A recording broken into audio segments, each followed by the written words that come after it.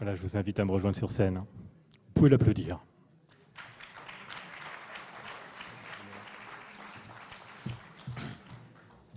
Donc, bonsoir à tous. Alors ce soir, c'est en quelque sorte une synthèse des précédentes conférences de l'Espace ADA que nous vous proposons. Si vous comptez parmi les fidèles de nos rencontres, dans quelques minutes, vous allez peut-être entendre des termes familiers comme transhumanisme, communautarisme, fake news, dictature du numérique, surpuissance des réseaux sociaux, cancel culture ou encore intelligence artificielle. Autant de dérives qui pèsent potentiellement sur le monde actuel. Alors notre précédent invité, Jean-François Colosimo, c'était il y a quelques semaines, nous a expliqué pourquoi l'Occident est devenu l'ennemi mondial numéro 1 et de quels mots l'accusent les néo-empires. Peut-être que ce soir, on va se demander si on assiste au déclin de l'Occident ou bien à une crise de l'humanité européenne. Il est certain qu'en Europe, les périls s'accumulent. Ils sont le plus souvent vertigineux. Alors une question se pose, que devons-nous entreprendre si nous ne voulons pas céder à la fatalité ? Et la réponse que donne Daniel Salvatore Schiffer, c'est qu'il faut repenser l'humanisme et, encore plus essentiel, remettre l'humain au centre du monde. Comment ? Eh bien, apparemment, il y a quelques pistes. Bonsoir Daniel Salvatore Schiffer. Bonsoir. Merci d'avoir accepté notre invitation. Je suis ravi d'être là et je dis bonjour à ces charmantes personnes qui me font l'honneur de venir m'écouter. J'en suis flatté. Je vous remercie infiniment et c'est un grand plaisir d'être là. Je remercie d'ailleurs Jean-René et Véronique pour leur invitation et leur générosité et le confort qu'ils m'ont apporté pour que j'arrive ici en forme pour vous parler et puis pour débattre surtout. Après cette conférence, des questions-réponses, j'adore débattre, l'échange d'idées dans la tolérance et le respect des idées. Et puis je vous remercie aussi pour l'excellent entretien sur RCF, Radio Chrétienne Francophone, qui est passé ce matin, enfin aujourd'hui, 2 fois je pense, à 12h30 et 18h, à midi et ce soir. Et c'était vraiment bien, j'en suis absolument content. Et voilà, merci d'être là en tout cas, merci infiniment. Alors Daniel, je parlais des pistes pour repenser l'humanisme. Oui. Et ces pistes, on les trouve donc dans l'ouvrage collectif « L'humain au centre du monde » Oui. contre les nouveaux obscurantismes.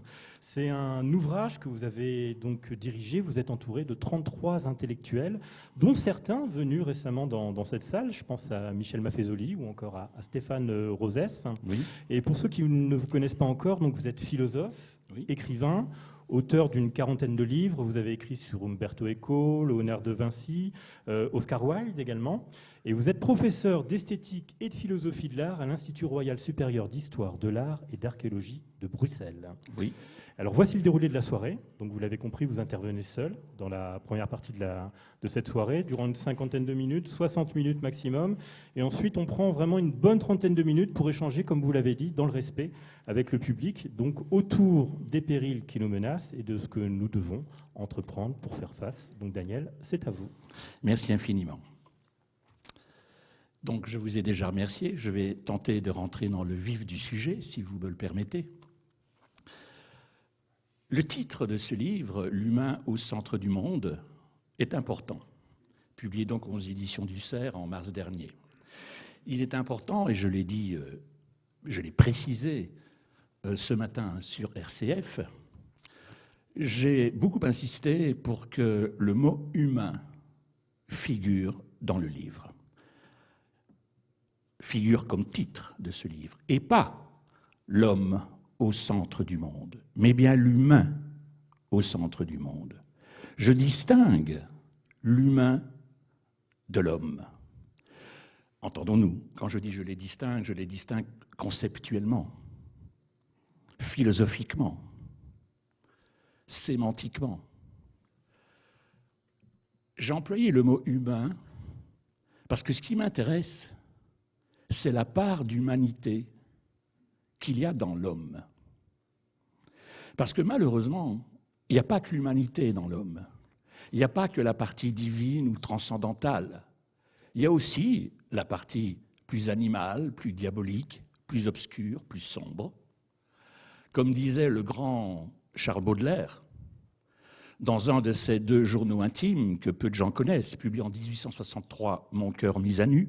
Il a publié 2 journaux intimes fusés au pluriel, je vais y revenir, et surtout ce magnifique témoignage humain qui s'appelle « Mon cœur mis à nu », voici ce que Baudelaire dit. Il y a dans tout homme, à toute heure, deux postulations simultanées. L'une, invocation à Dieu, est une joie de monter en grade. L'autre, invocation à Satan, est une joie de descendre dans la fange. Il y a donc, pour Baudelaire, et je pense qu'il a raison, deux aspects chez l'homme. Une part divine, la montée vers le ciel, l'aspiration vers les grands idéaux, presque au sens platonicien du terme, le beau, le vrai, le bien. Mais il y a aussi toute une part plus obscure chez l'homme. Et ce que j'ai essayé de faire avec mes 33 amis intellectuels, c'est justement d'exhumer la part d'humanité qu'il y a dans l'homme. En plus, je vous dirais très humblement que j'adore les animaux. Donc je n'ai pas voulu mettre l'homme au centre du monde. Je respecte trop les animaux et la nature que pour ne parler que de l'homme. La nature et les animaux sont pour moi aussi importants. Ce sont des créatures, des créations, qu'on l'on croit ou pas en Dieu. Donc j'insiste sur ce titre, l'humain au centre du monde. Vous le voyez en couverture. Sous-titre, pour un humanisme des temps présents et à venir.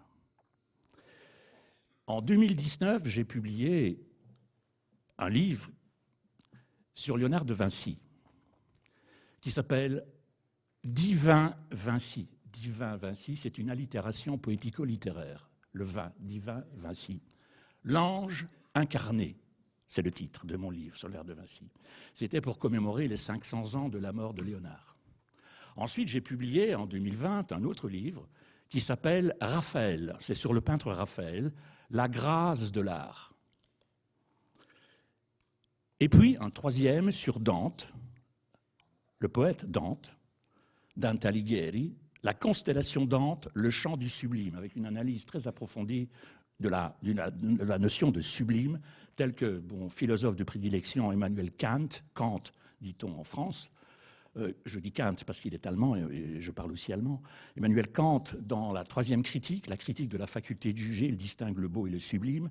Donc j'ai essayé de voir ce que dans l'art et dans la poésie, en l'occurrence chez Dante, donne la notion de sublime. Mais je me suis donc intéressé très tôt à l'humanisme et à la Renaissance.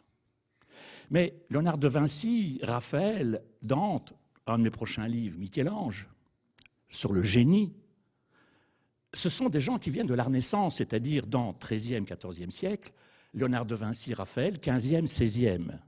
Mais c'est bien beau, mais qu'est-ce que l'humanisme aujourd'hui? Est-ce qu'il y a place pour l'humanisme au XXIe siècle? Dans ces 2 premières décennies du XXIe siècle, nous sommes en 2024. Est-ce qu'il y a encore un sens aujourd'hui à parler d'humanisme? Qu'est-ce que l'humain, profondément?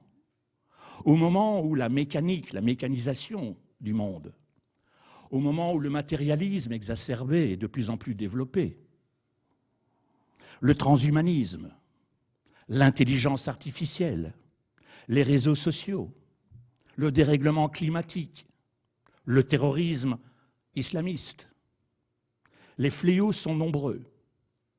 Y a-t-il donc aujourd'hui, me suis-je posé la question, place pour penser l'humain? D'où ce titre, l'humain au centre du monde.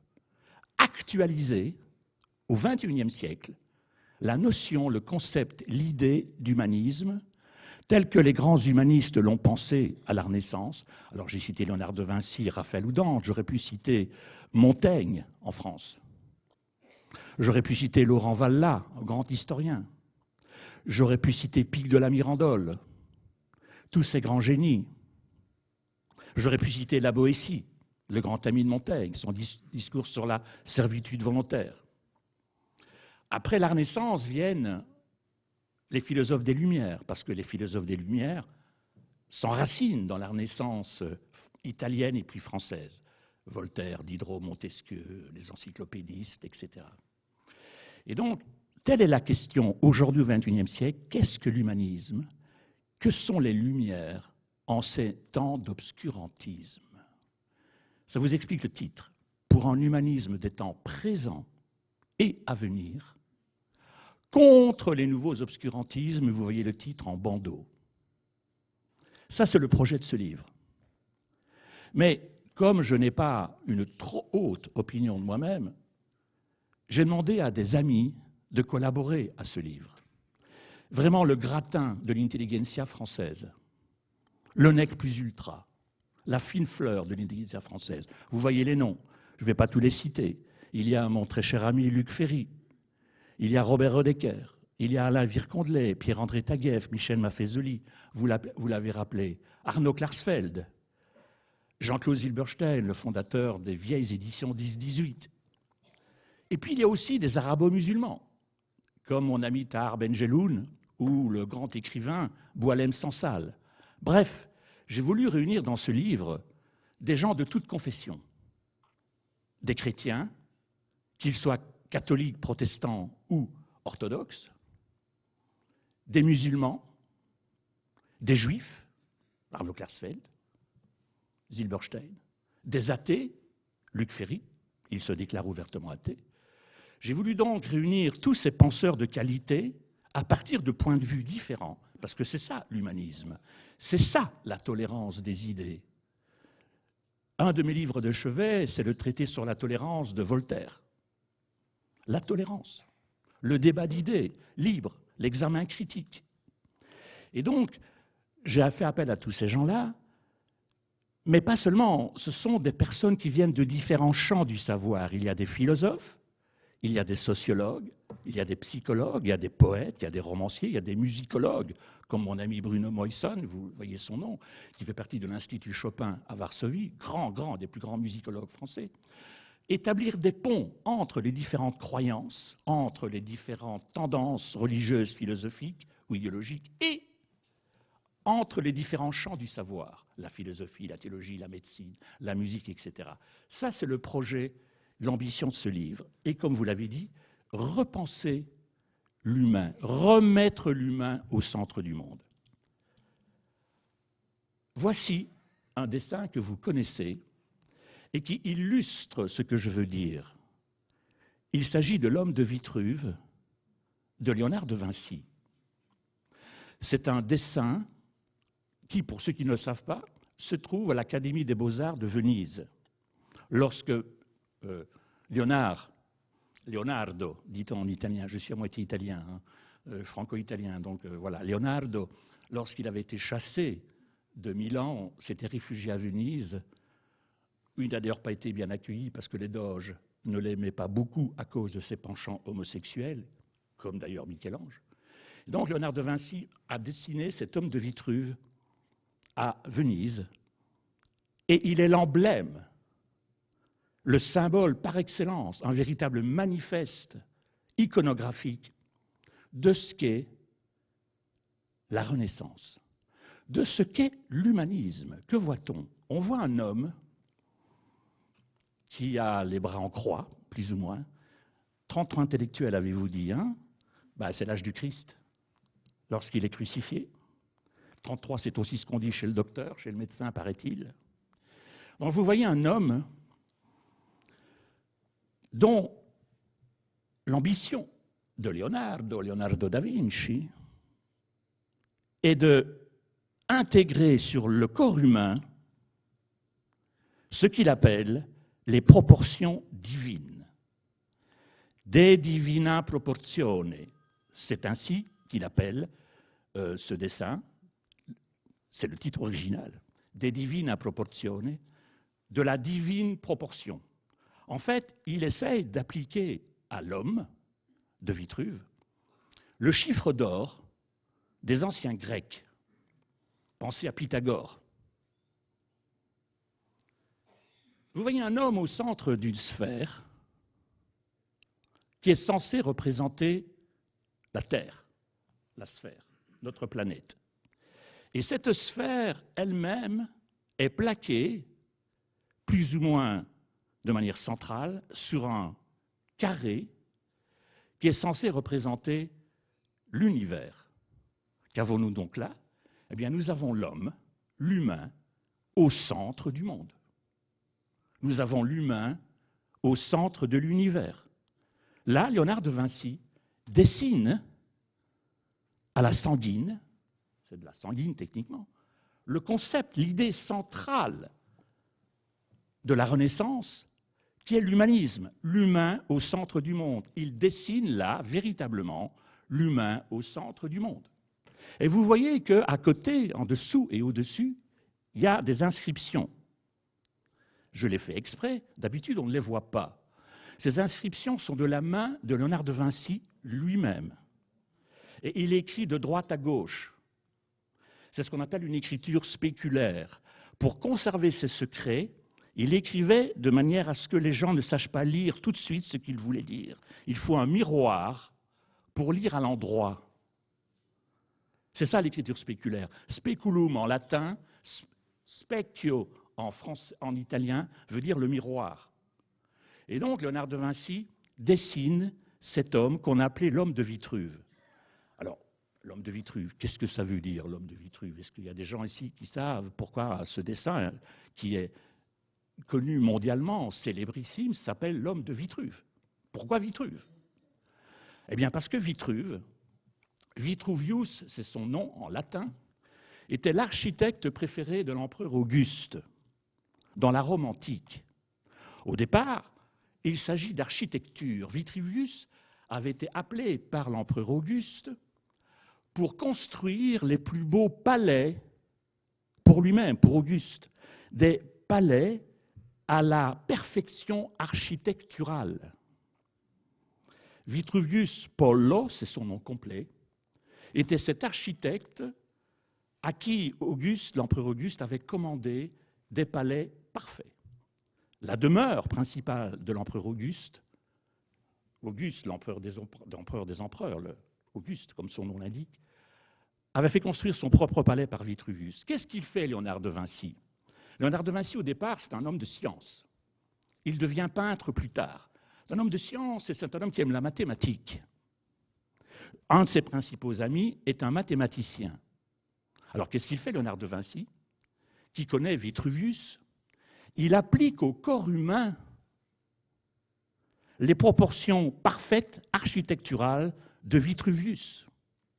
Voilà pourquoi on appelle ce dessin l'homme de Vitruve. C'est l'homme de Vitruvius, l'architecte de l'empereur Auguste. Et si vous lisez, si vous réussissez à lire ce que Léonard a écrit, il vous dit, dans la paume doit mesurer autant, les doigts doivent mesurer autant, il faut autant de mains pour faire l'avant-bras, autant de mains pour faire tout le bras, pareil pour les jambes. Il fait vraiment un homme parfait. Ce sont les canaux architecturaux de Vitruve.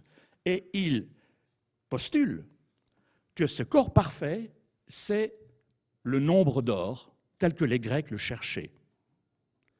Comment appelle-t-on ce petit organe que l'on a sur le ventre? Le nombril, c'est-à-dire le nombre. Le nombre. Numerus en latin, le nombre. Et tout homme, selon Léonard de Vinci, bien constitué, tout homme, toute femme, le nombril est forcément, selon Léonard, au centre du corps humain. En tout cas, le corps parfait. Pensez-y, le nombril est censé représenter le chiffre d'or de Pythagore. Je suis pythagoricien sans le savoir, comme M. Jourdain faisait de la poésie ou de la prose sans le savoir dans le Misanthrope de Molière. C'est ça, l'homme de Vitruve. Vous voyez? Je continue ma démonstration. Ah, qu'est-ce qu'il vient faire, celui-là? Vous le reconnaissez, c'est Salman Rushdie.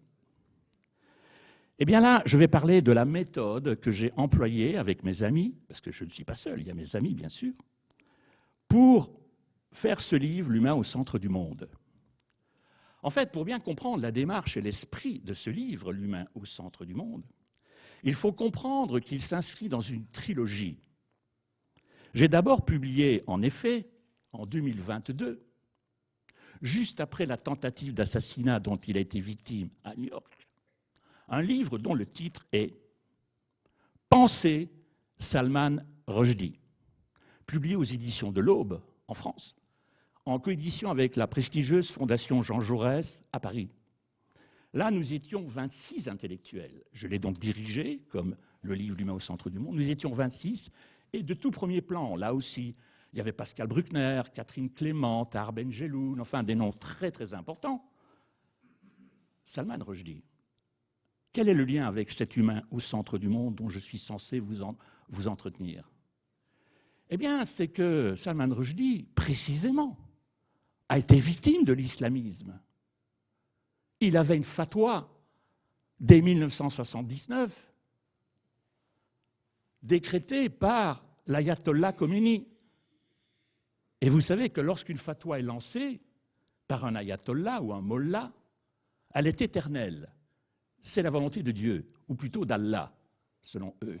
Et on ne peut jamais revenir sur une fatwa. Une fois qu'une fatwa est lancée, c'est pour l'éternité. Alors le pauvre Salman Rushdie, il avait écrit ce livre, Les versets sataniques. Vous le voyez là. Il était jeune, Salman, mon ami Salman. Et il a eu cette fatwa.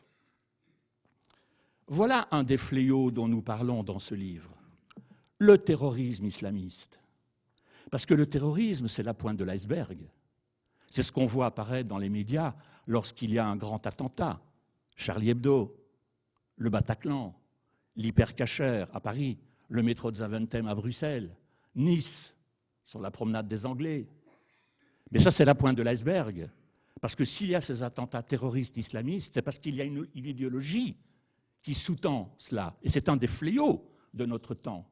Alors je n'ai rien contre l'islam et contre les musulmans, bien sûr. Je distingue l'islam et l'islamisme. L'islamisme qui est la cristallisation, qui est l'extrémisation, j'emploie un néologisme, de l'islam. Après tout, nous avons aussi beaucoup de choses en commun avec l'islam. N'oublions jamais que peut-être que le plus grand philosophe occidental dans l'Antiquité grecque, Aristote, nous le connaissons à travers, d'abord, des philosophes musulmans, Averroès, Avicenne, etc., qui les ont traduits, parce que nous les avions perdus, qui les ont traduits de l'arabe, du grec en arabe, et c'est à travers Averroès et Avicenne que nous avons la connaissance d'Aristote. Donc je distingue l'islam de l'islamisme. Mais enfin, l'islamisme fait aujourd'hui beaucoup de dégâts. C'est un des fléaux que vous avez rappelé. Voilà Salman Rushdie, voilà le lien avec l'humain au centre du monde. Et je me suis dit, penser Salman Rushdie, ça ne suffit pas. Combattre l'islamisme, ça ne suffit pas. Combattre quelque chose ne suffit pas. Au-delà de la critique, fût-elle la plus rationnelle, la plus objective, la plus argumentée, il faut aussi pouvoir proposer quelque chose. Détruire ou déconstruire, pour employer la déconstruction du philosophe Jacques Derrida, c'est une chose. Mais lorsqu'on en a déconstruit, encore faut-il reconstruire. C'est l'ambition de ce livre, L'humain au centre du monde, comme vous l'avez très justement dit, redéfinir, proposer une nouvelle définition de l'humanisme. Alors peu de gens ont compris ce qu'étaient les versets sataniques de Salman Rushdie. Pour bien comprendre les versets sataniques de Salman Rushdie, il faut remonter à Voltaire. Les versets sataniques de Rushdie, c'est un conte philosophique auquel les mollahs, les ayatollahs d'Iran, qui ont lancé la fatwa contre Rushdie, n'ont absolument rien compris. C'est à se demander même s'ils l'ont lu. En fait, les versets sataniques, c'est un conte philosophique, écrit sur le modèle des contes philosophiques de Voltaire, Candide, le plus connu. En fait, les versets sataniques, le modèle est voltairien. Il est voltairien propre à la philosophie des Lumières du XVIIIe siècle. C'est de cela que se revendique Rushdie. Ça ne veut pas dire qu'il est anti-islam, ça ne veut pas dire qu'il est anti-islamisme, s'il est anti-islamisme. Ça ne veut pas dire qu'il est anti-islam ou qu'il est anti-religieux. Il se réfère à Voltaire et au siècle des Lumières, et ces versets sataniques ne sont qu'un conte philosophique sur le modèle voltairien de la philosophie critique et du traité de la tolérance appliqué à l'islam. L'autre grand modèle, à part Voltaire, c'est les lettres persanes. Le vieux nom de l'Iran, c'est la Perse. Les lettres persanes de Montesquieu. Nous sommes toujours au siècle des Lumières. Rappelez-vous ce que je vous ai dit au début de cette allocution. Le siècle des Lumières prend ses racines dans l'humanisme de la Renaissance. Le siècle des Lumières, Voltaire Montesquieu, Rousseau, Diderot, d'Alembert, Condillac, Condorcet, même, je suis désolé de le citer, le divin marquis de Sade, tous se réfèrent à la Renaissance italienne et bien sûr ensuite française, la cour de François Ier, où est mort Léonard de Vinci, au château d'Amboise, au Clos Lucé très exactement. Voltaire, Montesquieu, mais surtout, et c'est là que ça devient dangereux pour les mollahs, c'est que les versets sataniques sont calqués d'une part sur les contes philosophiques voltairiens ou de Montesquieu, mais d'abord sur le « Ainsi parlait Zarathustra » de Friedrich Nietzsche. Vous avez ici un portrait de Nietzsche. Alors, ça aurait été facile de vous apporter une photo de Nietzsche. Non, j'ai un peu compliqué. C'est Nietzsche peint par Munch. Edvard Munch, le grand peintre norvégien expressionniste. Qu'est-ce qu'il fait là, Nietzsche? Il est dans son Engadine, qui est une région de la Suisse, pas loin de l'Italie, où il a conçu, imaginé d'abord son Ainsi parlait Zarathustra. Quel est le lien avec les versets sataniques de Rushdie? Eh bien, c'est la même histoire. En fait, dans les versets sataniques, Rushdie imagine quelqu'un qui monte au sommet d'une montagne, comme Zarathustra de Nietzsche. Et ce musulman de Rushdie parle avec un ange, qui est censé être l'ange Gabriel, exactement comme Nietzsche fait parler Zarathustra avec Dieu. Et le brave musulman de Rushdie parle avec cet ange. Et ils se mettent à parler de la tolérance, du débat d'idées, ce que nous allons faire ensemble bientôt, dans quelques minutes. C'est ça les versets sataniques. C'est un homme, un musulman, qui monte au sommet d'une montagne et qui rencontre un ange qui est l'incarnation de la parole d'Allah. Exactement comme Zarathustra de Nietzsche monte au sommet d'une montagne et est en contact avec Dieu ou les dieux, puisque Nietzsche a quand même une vision grecque, polythéiste. Et ensuite, ce brave homme de Rushdie, après avoir parlé avec cet ange, après avoir disserté longuement sur la tolérance, sur le respect, sur la laïcité, non pas sur l'athéisme, mais sur la laïcité.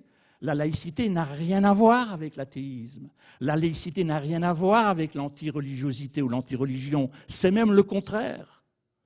La laïcité n'est que la séparation, la loi de 1905 en France, entre la sphère temporelle, c'est-à-dire le pouvoir politique, et la sphère intemporelle, le pouvoir religieux, après la monarchie de droit divin, où là, il y avait la confusion entre le pouvoir politique et le pouvoir religieux.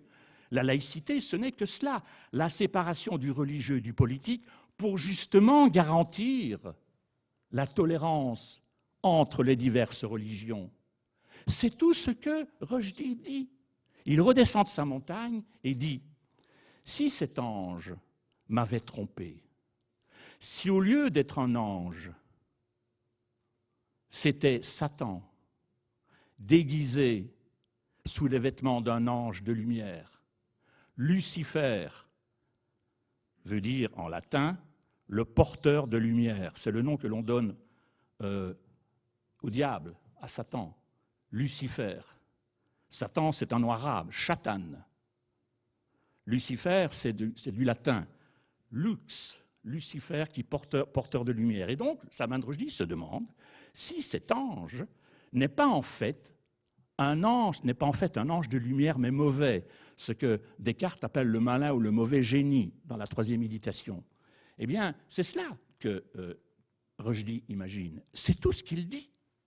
Mais comme dans les sociétés théocratiques, l'Iran, la République islamique d'Iran de l'ayatollah Khomeini, il n'y a pas de distinction entre le religieux et le pouvoir politique, eh bien, ces gens-là n'ont pas compris la laïcité. Ils ont pensé que Rushdie était un athée. Ils n'ont pas fait la distinction. Parce que dans l'islamisme, il n'y a pas cette distinction. Et donc, la fatwa contre Rushdie, qui n'a rien dit contre l'islam dans ce livre, absolument rien. Il prêche seulement, c'est le cas de le dire, pour la laïcité. Je pense qu'ici, d'ailleurs, Nous sommes chez des dominicains laïcs. On peut très bien croire en Dieu, croire en une transcendance, tout en étant laïque. Où est le problème? Eh bien, dans l'islam, c'est difficilement concevable parce que le Coran, ou plus exactement la charia, c'est-à-dire l'exaspération du Coran, ne le prévoit pas. Et donc, fatwa contre Rushdie. Rushdie n'a jamais compris pourquoi ça. C'est tout ce que disent les versets sataniques. Il n'y a rien contre l'islam, il n'y a rien contre Allah. Il prêche seulement pour la laïcité et la tolérance. C'est tout. Et encore, ce n'est qu'un tiers du livre. Les 2 autres tiers du livre, c'est une histoire banale qui ne méritait certainement pas cette fatwa. Ça, c'est le premier volet de mon livre « L'humain au centre du monde », Pensée Salman Rushdie. Vient ensuite le second volet. Je me suis dit, Rushdie est un intellectuel. Très important. Nous allons élargir la focale. Après Pensée Salman Rushdie, j'ai dirigé un autre livre collectif, où là nous étions 23, là aussi le gratin d'intelligentsia, qui a été publié aux éditions de l'Aube. Le titre, Repenser le rôle de l'intellectuel. C'est fondamental. Pourquoi? Parce que l'intellectuel, tel que je l'entends, moi et mes amis, eh bien, il prend naissance à la Renaissance. Il prend naissance à l'époque de l'humanisme. C'est le cas de Albert Camus. Albert Camus est un humaniste du XXe siècle, contrairement à Jean-Paul Sartre. Vous avez remarqué que Jean-Paul Sartre, on n'en parle plus beaucoup. Pourquoi? Parce que c'était un idéologue, d'abord. C'est quelqu'un qui était inscrit au Parti communiste, c'est quelqu'un qui est allé rendre visite à Mao Tse-tung, à Fidel Castro, à Staline. Alors, il a écrit des grands essais de philosophie. Je connais L'être et le néant, je connais la critique de la raison dialectique. Je connais tout ça. J'ai lu ses romans, La nausée, Huis clos, ses pièces de théâtre, Les mouches, etc. J'étais à l'enterrement de Sartre, lorsqu'il est mort. J'étais à l'enterrement de Sartre et j'étais à côté de Simone de Beauvoir et de mon ami à l'époque, André Glucksmann, qui a écrit Les Maîtres penseurs. J'accompagnais le cercueil de Sartre depuis son hôpital où il est mort, l'hôpital Bichat. J'étais là à 5 h du matin, le premier devant la porte, jusqu'au cimetière Montparnasse, où il est aujourd'hui enterré à côté de Simone de Beauvoir. Il y a Ionesco, il y a Baudelaire, il y a tous les gens que j'aime, il y a Serge Gainsbourg, etc. Et donc, voilà un humaniste, Albert Camus. Si Albert Camus avait été vivant, paix à son âme, il aurait été dans ce livre, à coup sûr. Je l'aurais bien sûr convoqué, je lui aurais demandé, et il aurait dit oui. Repensez donc le rôle de l'intellectuel, Albert Camus, qui est pour moi l'archétype, contrairement à Sartre, de l'intellectuel humaniste. Pensez à l'homme révolté, pensez au mythe de Sisyphe, ce sont ses 2 principaux essais. Pensez à ses pièces de théâtre, Les Justes, au superbe Caligula. Mais il n'y a pas que Camus, il y a surtout cet homme. Et là, nous nous rapprochons plus spécifiquement de la thématique de ce livre, qui est Raymond Aron. Et Raymond Aron a écrit un livre magistral qui s'appelle L'opium des intellectuels, en 1955. Je dis tout de mémoire, je n'ai pas une seule note, donc j'espère ne pas me tromper dans les dates. 1955, l'opium des intellectuels. Qu'est-ce qu'il dit, Raymond Aron? Raymond Aron, il dit que les intellectuels doivent être d'abord, je pourrais vous lire le passage, des humanistes avant d'être des idéologues. Des gens qui pensent l'humain et non pas des intellectuels idéologues. C'est ça l'opium des intellectuels. À l'époque où il écrivait ça, la plupart des intellectuels étaient à l'extrême gauche. Souvenez-vous Marx, l'opium, la religion est l'opium du peuple. Voilà pourquoi Raymond Aron reprend ce titre, l'opium des intellectuels, parce qu'ils étaient marxistes, trotskistes, léninistes, maoïstes. Aujourd'hui, je les vois à la télévision, je vois mon ami Bernard Kouchner, je vois tous ces Daniel Cohn-Bendit, aujourd'hui prêcher la tolérance. Ils étaient en 68, ils étaient maoïstes. Il ne fallait pas discuter avec eux. C'était des anathèmes, c'était des gens qui étaient tous sauf tolérants. Mais aujourd'hui, les temps changent. Ils occupent des postes importants. Kouchner a été ministre, Cohn-Bendit a été à la mairie de Francfort, il a été à l'Union européenne. Voilà. Ils ont viré leur cutie. Mais Raymond Aron, l'opium des intellectuels. Et pourquoi est-ce que je cite Raymond Aron? Parce qu'il a traduit, ou plutôt il a fait publier, et il a préfacé un livre majeur que je vous conseille de lire si vous ne l'avez pas lu, qui s'appelle Politik als Beruf en allemand, en français, Le savant et le politique. Il s'appelle cet homme Max Weber, grand, immense sociologue allemand. Pourquoi est-ce que je cite Max Weber et Raymond Aron? C'est le lien avec ce livre. C'est que Max Weber, dans Le savant et le politique, établit une distinction, mes chers amis, absolument capitale, philosophiquement, moralement, éthiquement, je dirais anthropologiquement. Il distingue deux éthiques. Éthique est le mot grec ethos, qui veut dire la morale. Moralia en latin, ethos en grec. L'éthique est un peu plus vaste que la morale. La morale, ce sont des conventions qu'une société donnée se donne pour gérer les affaires humaines. L'éthique, ce sont des valeurs et des principes que vous vous donnez vous-même, indépendamment de la société dans laquelle vous vivez. Vous comprenez la différence entre l'éthique et la morale? La morale, ce sont des conventions humaines, ce sont des conventions politiques, sociales. L'éthique, ce sont des principes philosophiques que vous vous constituez librement, de manière critique, face à votre propre et seule conscience, indépendamment de la morale ambiante, même si bien sûr ça se rejoint, mais pas nécessairement. Je peux avoir une éthique très profonde, très précise, et être considéré comme amoral, parce que la société de mon temps ne l'admet pas. La morale est relative, l'éthique est absolue, si vous voulez. Et donc cet homme, c'est Max Weber. Et dans Politik als Beruf, Le savant et le politique, il distingue deux éthiques, ce qu'il appelle l'éthique de conviction et l'éthique de responsabilité. C'est absolument, mes chers amis, fondamental. L'éthique de conviction, je suis convaincu de quelque chose, et à la limite, je veux l'imposer à mon semblable, à autrui. C'est l'éthique de conviction. L'éthique de responsabilité, elle dit autre chose. Elle dit, ça ne suffit pas d'avoir des convictions. Il faut aussi être responsable de ce que l'on dit, de ce que l'on pense et de ce que l'on croit. Après tout, les islamistes aussi ont une éthique de conviction. Ils sont convaincus d'être dans le bien. Mais ils n'ont pas d'éthique de la responsabilité. La preuve, c'est qu'ils tuent au nom du bien. Ils tuent au nom d'Allah. Et c'est ça qui ne va pas.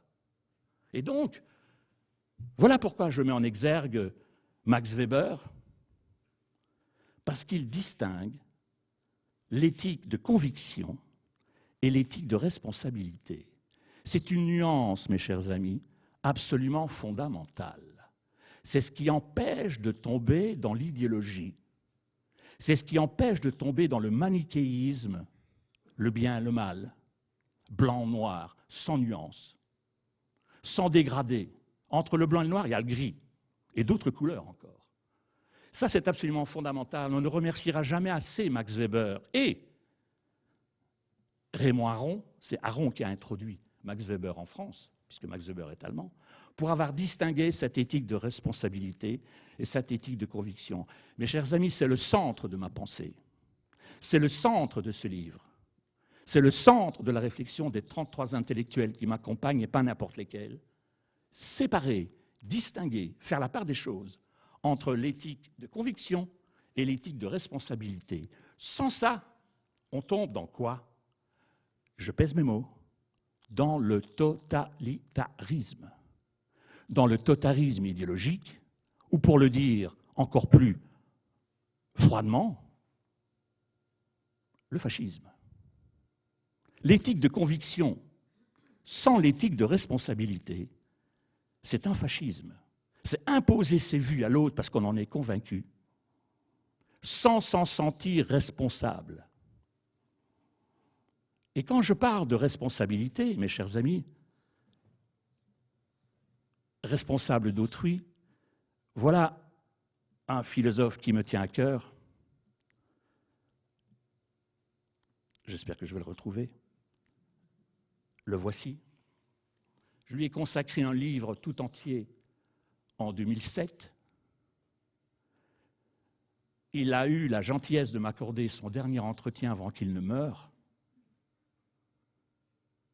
c'est Emmanuel Lévinas. Emmanuel Lévinas, qui est un de mes rares maîtres, j'ai l'habitude de dire ni Dieu ni maître, mais celui-là était un de mes maîtres, Emmanuel Lévinas, dont le concept de base est l'autre, avec un grand A, à autre, c'est-à-dire autrui. Nous sommes en plein dans l'éthique de responsabilité. Je suis responsable pour moi et je suis responsable pour autrui, pour l'autre. C'est une pensée d'une immense générosité. Nous sommes au cœur de l'humanisme. Je suis responsable de l'autre, de la part d'humanité qui est dans l'autre. C'est ça le message d'Emmanuel Lévinas dans son grand livre, qui est un des grands livres de la philosophie du XXe siècle, de la seconde moitié du XXe siècle, que je vous conseille, « Totalité et infini ». C'est le titre. « Totalité et infini ». Et si vous voulez, vous pouvez modestement peut-être vous procurer mon petit livre, publié aux Presses universitaires de France en 2007, qui s'appelle « La philosophie d'Emmanuel Lévinas », métaphysique, esthétique, éthique, 3 volets. Et c'est mon cher ami qui maintenant est mort, paix à son âme aussi, Jacques Tamigno, qui était le traducteur de Edmund Husserl et de Heidegger en français, qui m'a fait l'honneur de faire la préface de mon livre, donc La philosophie d'Emmanuel Lévinas, publié au PUF en 2007. Voilà l'éthique de responsabilité. Eh bien, il y a tout un chapitre dans ce livre qui envisage cette éthique de responsabilité alliée à l'éthique de conviction dans une perspective humaniste, c'est-à-dire où je considère l'autre dans sa différence et je le respecte. Je suis juif, je respecte le musulman respecte le chrétien respecte l'athée.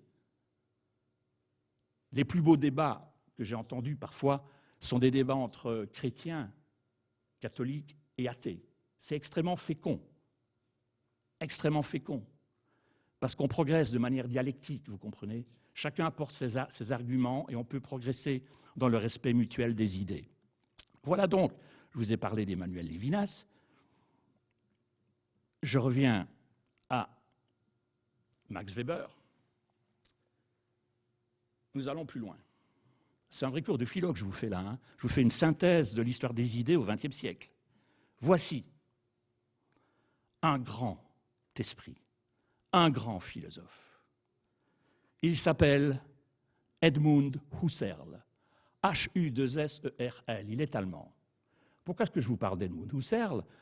Petite parenthèse, il est l'inventeur de cette discipline en philosophie qu'on appelle la phénoménologie, c'est-à-dire analyser le monde en termes de phénomènes et non pas en termes de noumènes. Alors là, je reprends la distinction kantienne dans la critique de la raison pure, 1781, la date de la parution, entre le phénomène et le noumène.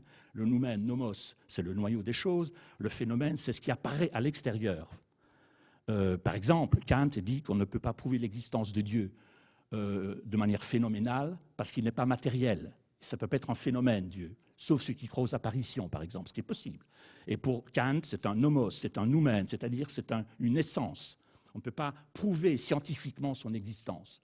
On peut à la limite en parler philosophiquement, théologiquement, mais pas de manière scientifique. Et donc Husserl invente la phénoménologie. Mais pourquoi est-ce que je le cite? Parce que je l'ai mis en exergue, ici, là, de ce livre, parce qu'il est le point de départ de ce livre. Une citation d'Edmund Husserl que je vous lis. Elle est extraite de son livre « La crise de l'humanité européenne et la philosophie », qui sont une série de conférences, 3 conférences qu'il a données à la Sorbonne, à Paris. Voici ce qu'il dit.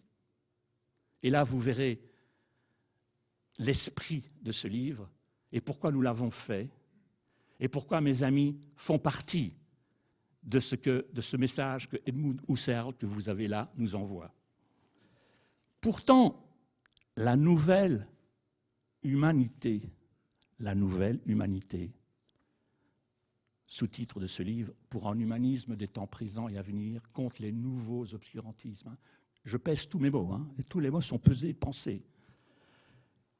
Pourtant, la nouvelle humanité, l'humanité au but infini, n'apparaît d'abord que dans quelques philosophes. Philosophos, en grec, l'ami de la sagesse, je vous rappelle. Au sein d'un univers qui conserve son antique empreinte. Prométhée apporte le logos. Le logos, en grec, veut dire plusieurs choses. Il veut d'abord dire la parole. Il veut aussi dire la raison. Souvenez-vous de l'Évangile selon saint Jean. Au commencement était la parole. En grec, ça se dit logos, la parole. Au commencement, Dieu était parole. Souvenez-vous dans la Genèse, tout début de la Genèse, lorsque Dieu crée le monde, pour ceux qui y croient, en 7 jours, c'est une métaphore bien sûr. Et Dieu dit, et Dieu dit, et Dieu dit, c'est ce qui est dit dans la Genèse. Et Dieu dit, il sépare le ciel et la terre, il sépare le jour et la nuit, il sépare les hommes et les animaux. C'est toujours le logos. Chez les Grecs, Dieu ne se dit pas seulement théos, il se dit aussi logos. Et chez nous, aujourd'hui, le logos, c'est à la fois la parole, c'est à la fois la raison, c'est à la fois l'intelligence. Donc je reprends la citation de Husserl. Pourtant, la nouvelle humanité, l'humanité au but infini, n'apparaît d'abord que dans quelques philosophes au sein d'un univers qui conserve son antique empreinte. Prométhée, le Dieu, la divinité Prométhée, apporte le logos divin. Il emploie le mot divin, parce que c'est ça le logos. C'est divin le logos, la parole. Prométhée apporte le logos divin à quelques hommes isolés. Ben oui, je peux dire que même si nous sommes 33, nous sommes assez isolés. Et parfois, nous avons l'impression, comme saint Jean-Baptiste, de prêcher dans le désert, comme le Christ lui-même d'ailleurs, qui pour cela s'est même fait crucifier. Prométhée apporte le logos divin à quelques hommes isolés qui portent plus loin la tâche de l'esprit, qui doit un jour illuminer et transformer tout l'univers humain. Edmund Husserl, La crise de l'humanité européenne et la philosophie, c'est le titre complet de son livre, mais les philosophes entre eux disent crisis, K-R-I-S-I-S, c'est à la fois de l'allemand et du grec. Voilà, ça c'est Edmund Husserl. Eh bien, c'est ce que nous avons essayé de faire modestement, humblement. C'est essayer d'éclairer, comme le dit Husserl. Prométhée apporte le logos divin à quelques hommes isolés qui portent plus loin la tâche de l'esprit, qui doit un jour illuminer, éclairer, comme les philosophes des Lumières. Vous comprenez le lien que je fais entre l'humanisme de la Renaissance et les philosophes des Lumières, qui doit un jour illuminer et transformer tout l'univers humain. Le mot humain apparaît 3 fois dans cette petite citation de Husserl. Voilà pourquoi je l'ai mise en exergue dans la longue introduction substantielle que je fais de ce livre. J'en ai écrit une longue introduction et la conclusion. C'est un livre qui fait quand même presque 400 pages. Et donc, voilà pourquoi Edmund Husserl, mes chers amis.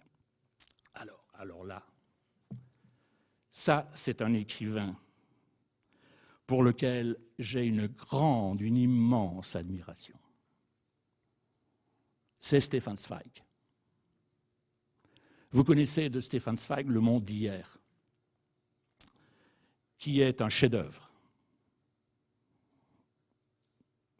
Peut-être devriez-vous lire aussi, il vient de paraître il n'y a pas longtemps, il y a 1 an ou 2, de Stefan Zweig, Le Monde de demain.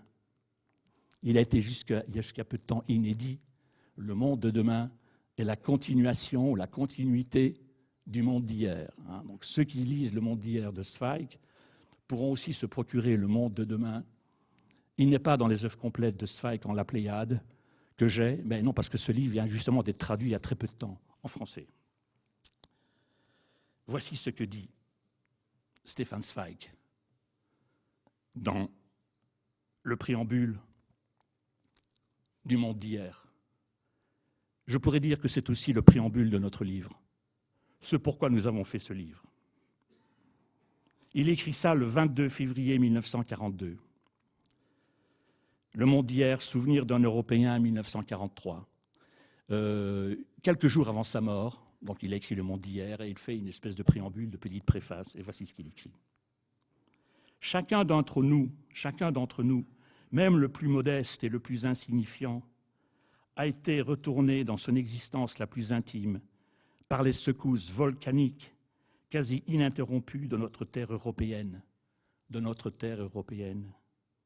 Et la seule présence que je puisse m'accorder dans cette foule innombrable est celle d'avoir été à chaque fois, en tant qu'Autrichien, que juif, qu'écrivain, qu'humaniste et pacifiste, à l'endroit précis où ces séismes se sont manifestés avec le plus de violence. Il écrit un peu plus tard, « Malgré tous les moments de bonheur que m'ont apporté mes nombreux voyages au cours des dernières années, il écrit ça à la fin de sa vie, avant de se suicider, vous savez ça, avec sa propre femme au Mexique. Pourquoi ? Parce qu'il voyait poindre le Troisième Reich, le nazisme hitlérien. Zweig était juif, comme son nom l'indique, Stefan Zweig, autrichien de la Mitteleuropa à Vienne, et voyant, ne pouvant supporter la montée du nazisme, il s'est suicidé avec sa chère femme dans une petite ville mexicaine, enlacés tous les deux dans les bras l'un de l'autre. Malgré tous les moments de bonheur que m'ont apporté mes nombreux voyages au cours des dernières années, je ne peux me défaire d'une impression tenace qui s'est imprimée dans mon esprit. Écoutez ça.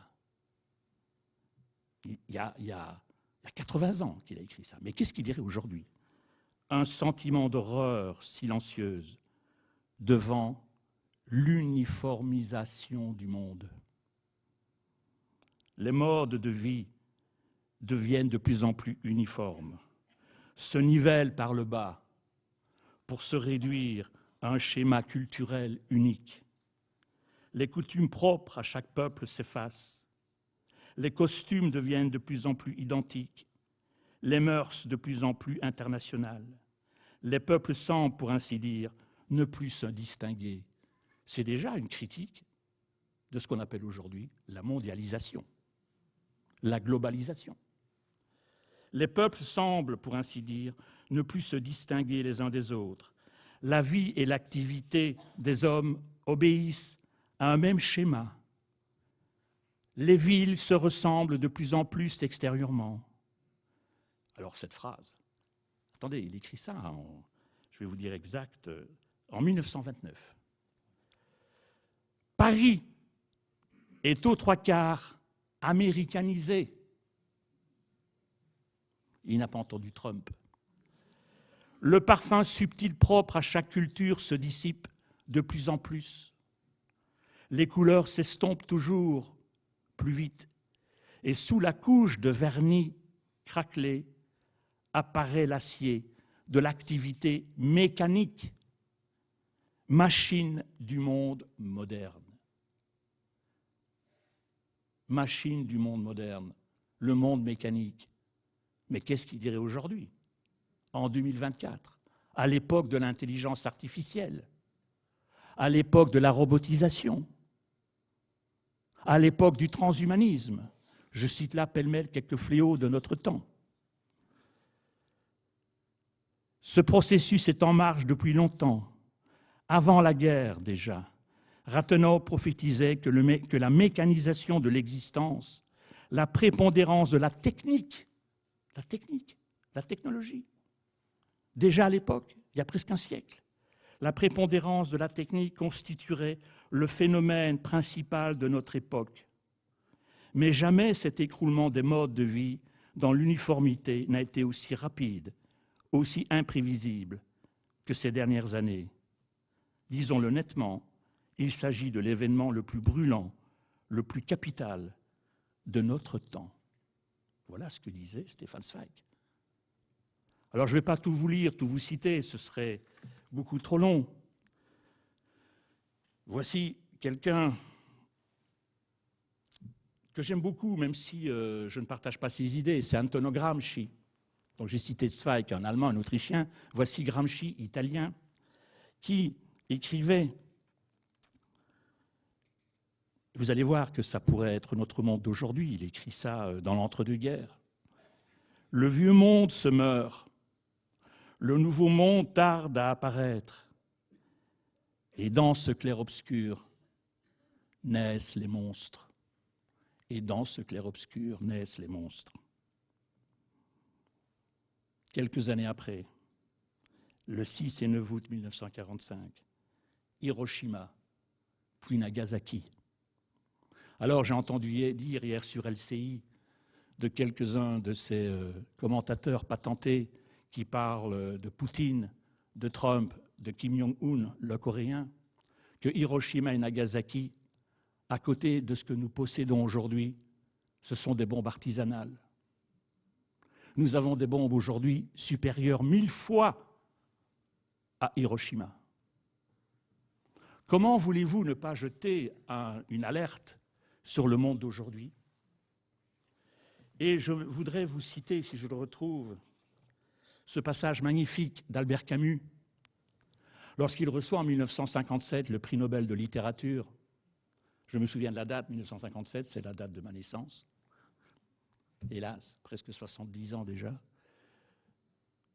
Dans son remerciement à l'Académie de Suède, puisque le prix Nobel se décernait à Stockholm, en Suède, le prix Nobel de la paix à Oslo, en Norvège, Albert Camus dit, je le cite de mémoire, je ne vais pas chercher ici, « Chaque génération se croit destinée à refaire le monde. » Quand on est jeune, bien sûr.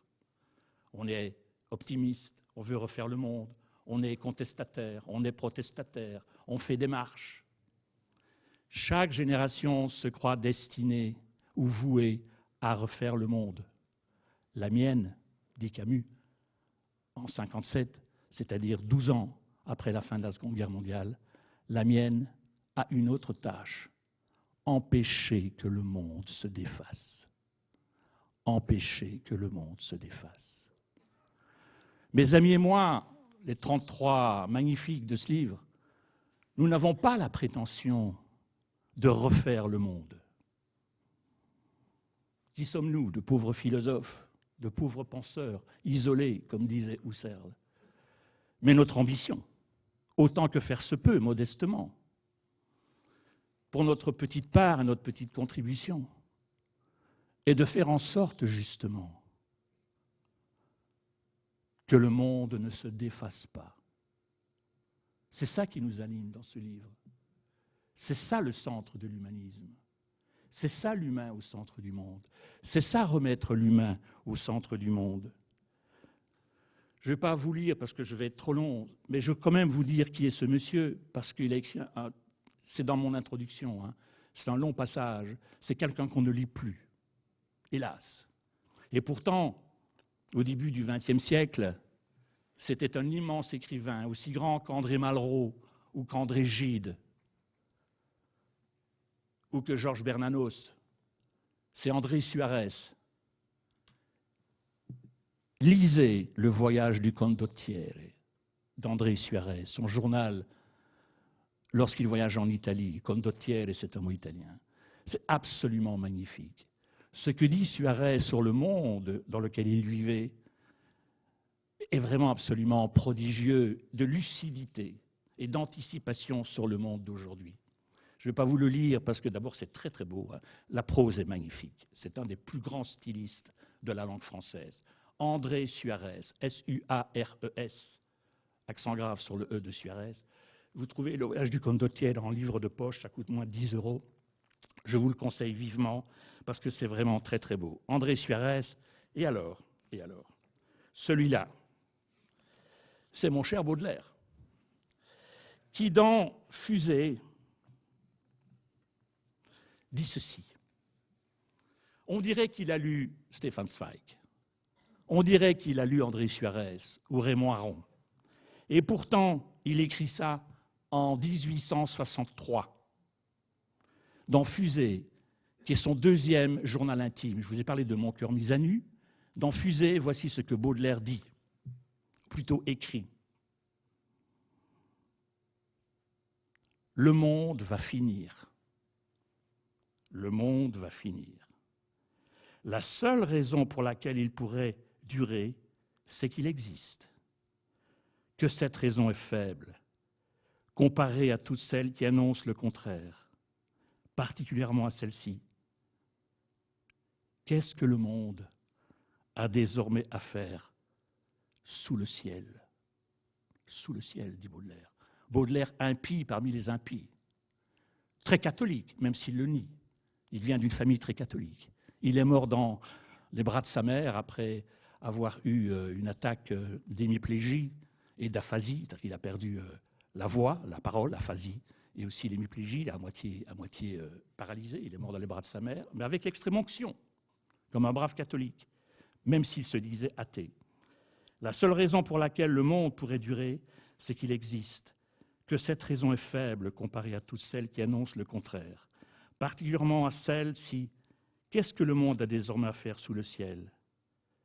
Car, en supposant qu'il continue à exister matériellement, serait-ce une existence digne de ce nom et du dictionnaire historique? Nouvel exemple et nouvelle victime des inexorables lois morales. Nous périrons par où nous avons cru vivre. Nous périrons par où nous avons cru vivre. On croirait qu'il condamne là déjà le capitalisme ou le matérialisme. Nous périrons par où nous avons cru vivre. La mécanique, revient à la mécanique, à la mécanisation. La mécanique nous aura tellement américanisés. Il emploie le mot en 1863. Il y a 200 ans. La mécanique nous aura tellement américanisés. Il emploie le mot américanisé. Baudelaire, l'auteur des Fleurs du Mal. Le progrès aura si bien atrophié en nous toute la partie spirituelle. Impie parmi les impies, il parle de spiritualité.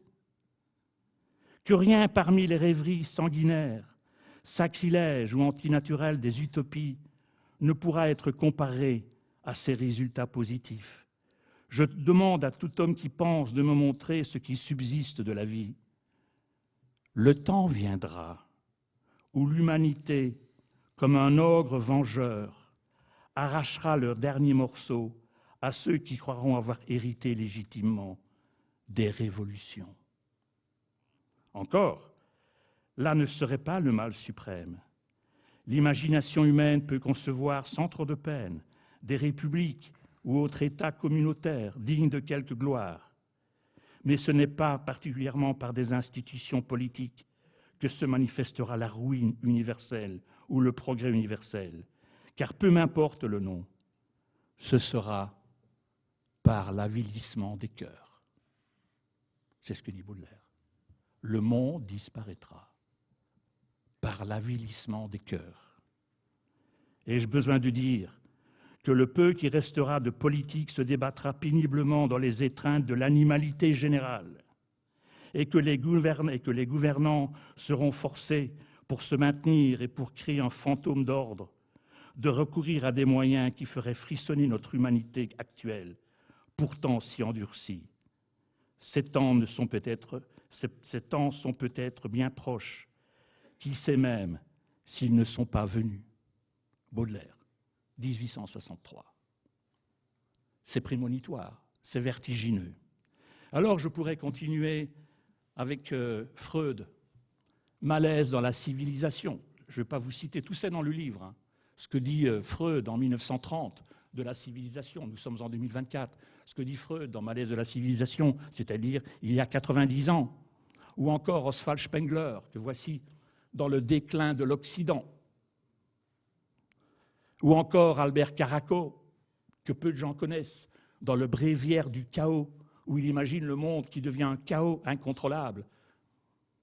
Il imagine un monde qui serait gouverné par le numérique, par les réseaux sociaux, et qui deviendrait chaotique, où on ne distinguerait plus le vrai du faux.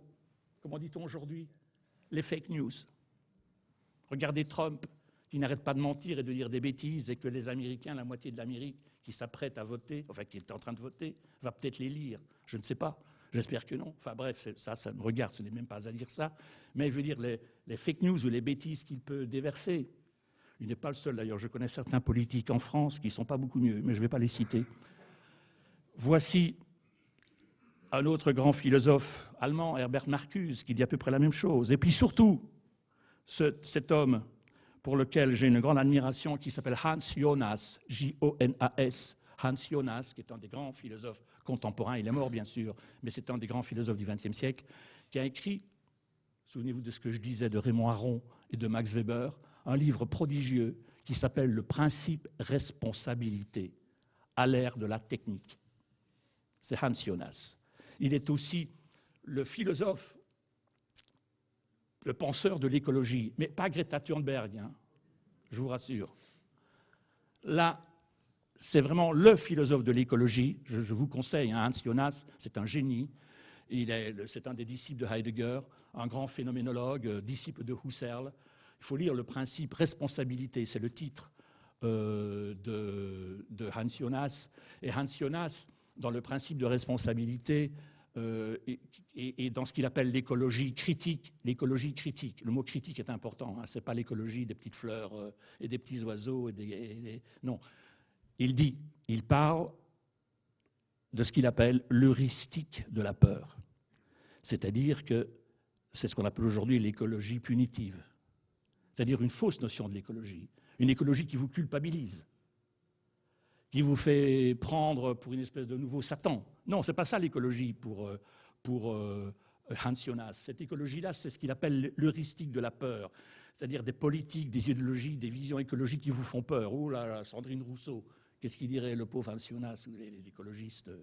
Oh là là, imaginez le mettre en face de Mélenchon. Enfin bref, ça, ce sont des philosophes qui pensent, je veux dire, qui pensent ce que mon ami Edgar Morin, qui par parenthèse était dans mon livre sur Penser Salman Rushdie et dans Repenser le rôle d'un intellectuel, ce que mon ami Edgar Morin, qui a aujourd'hui 102 ans, appelle la complexité, la pensée complexe. Et aujourd'hui, et je vais terminer, hein, je ne vais pas vous assommer, la complexité, justement, c'est ce qui manque, je pense, à notre monde, et la rationalité. Nous sommes dans un monde où la raison se perd, où nous sommes submergés d'anathèmes, de pensées toutes faites, de nivellement par le bas. J'étais pendant des années professeur, j'ai eu des milliers d'étudiants dans diverses écoles. J'étais professeur au Centre culturel français du Milan, pour l'Université de Grenoble, cours de philosophie et de littérature. J'étais professeur dans diverses académies, j'ai donné des cours au Collège Belgique à Bruxelles, sous l'égide du Collège de France, enfin, pas n'importe quoi. Le niveau de mes étudiants, je vous donne un exemple. Nous sommes à l'Académie des Beaux-Arts, dans le supérieur, c'est des gens qui ont 23, 24 ans. C'est le niveau universitaire, mais pour les Beaux-Arts. Je leur parle de Rimbaud, Arthur Rimbaud. Ils sont arrivés le lendemain avec des t-shirts de Rambo, Sylvester Stallone. Ils pensaient que je parlais de Rambo, Sylvester Stallone. Je vous assure que c'est vrai. Académie des Beaux-Arts, je leur dis, connaissez-vous Picasso? Oui, c'est une marque de Citroën. Nous traduisons Lucrèce des Rerum Natura, de la nature des choses. Capra partorit, la chèvre met ses petits bas. Il me demande, ça veut dire quoi partorit? Ben, c'est un animal, la chèvre met ses petits bas. Traduction le lendemain, la chèvre a mis ses soquettes.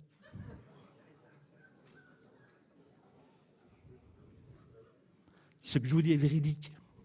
Baudelaire, le beau de l'air.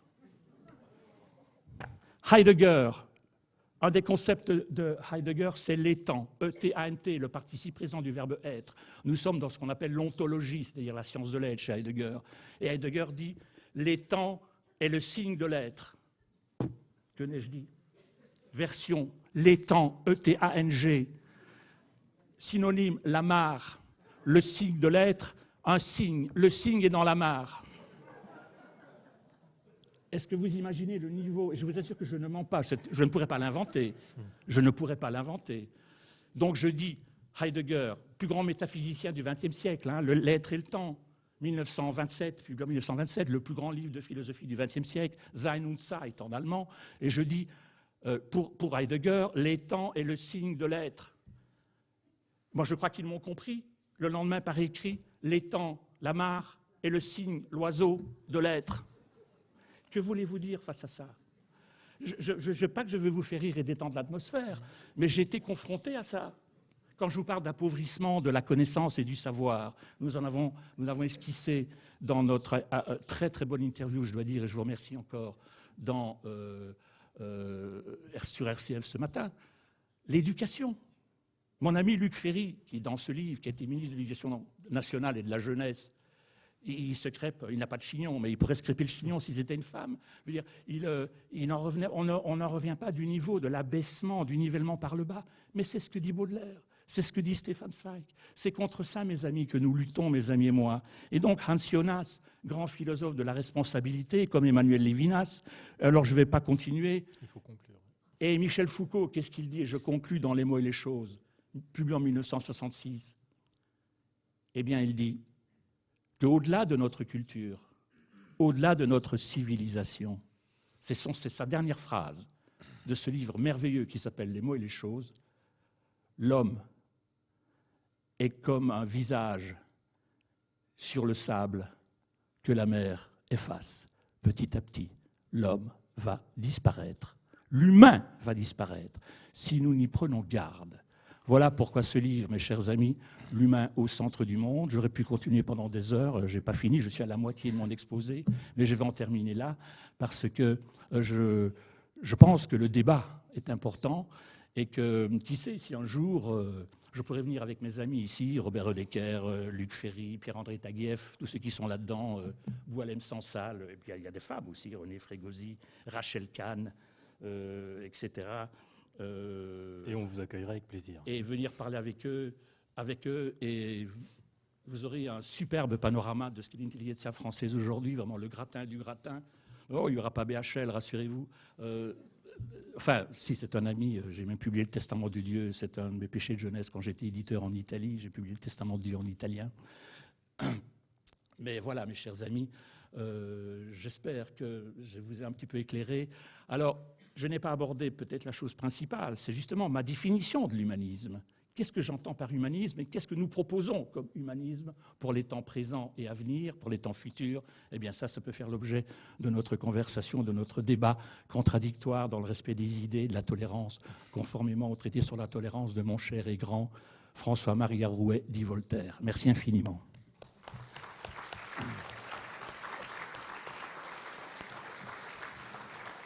Merci beaucoup, Daniel Salvatore Schiffer. Vous nous avez brillamment expliqué le sens de votre démarche. Vous nous avez donné envie de lire ou de relire ces grands intellectuels donc, qui n'étaient pas des idéologues et qui avaient cette éthique de responsabilité.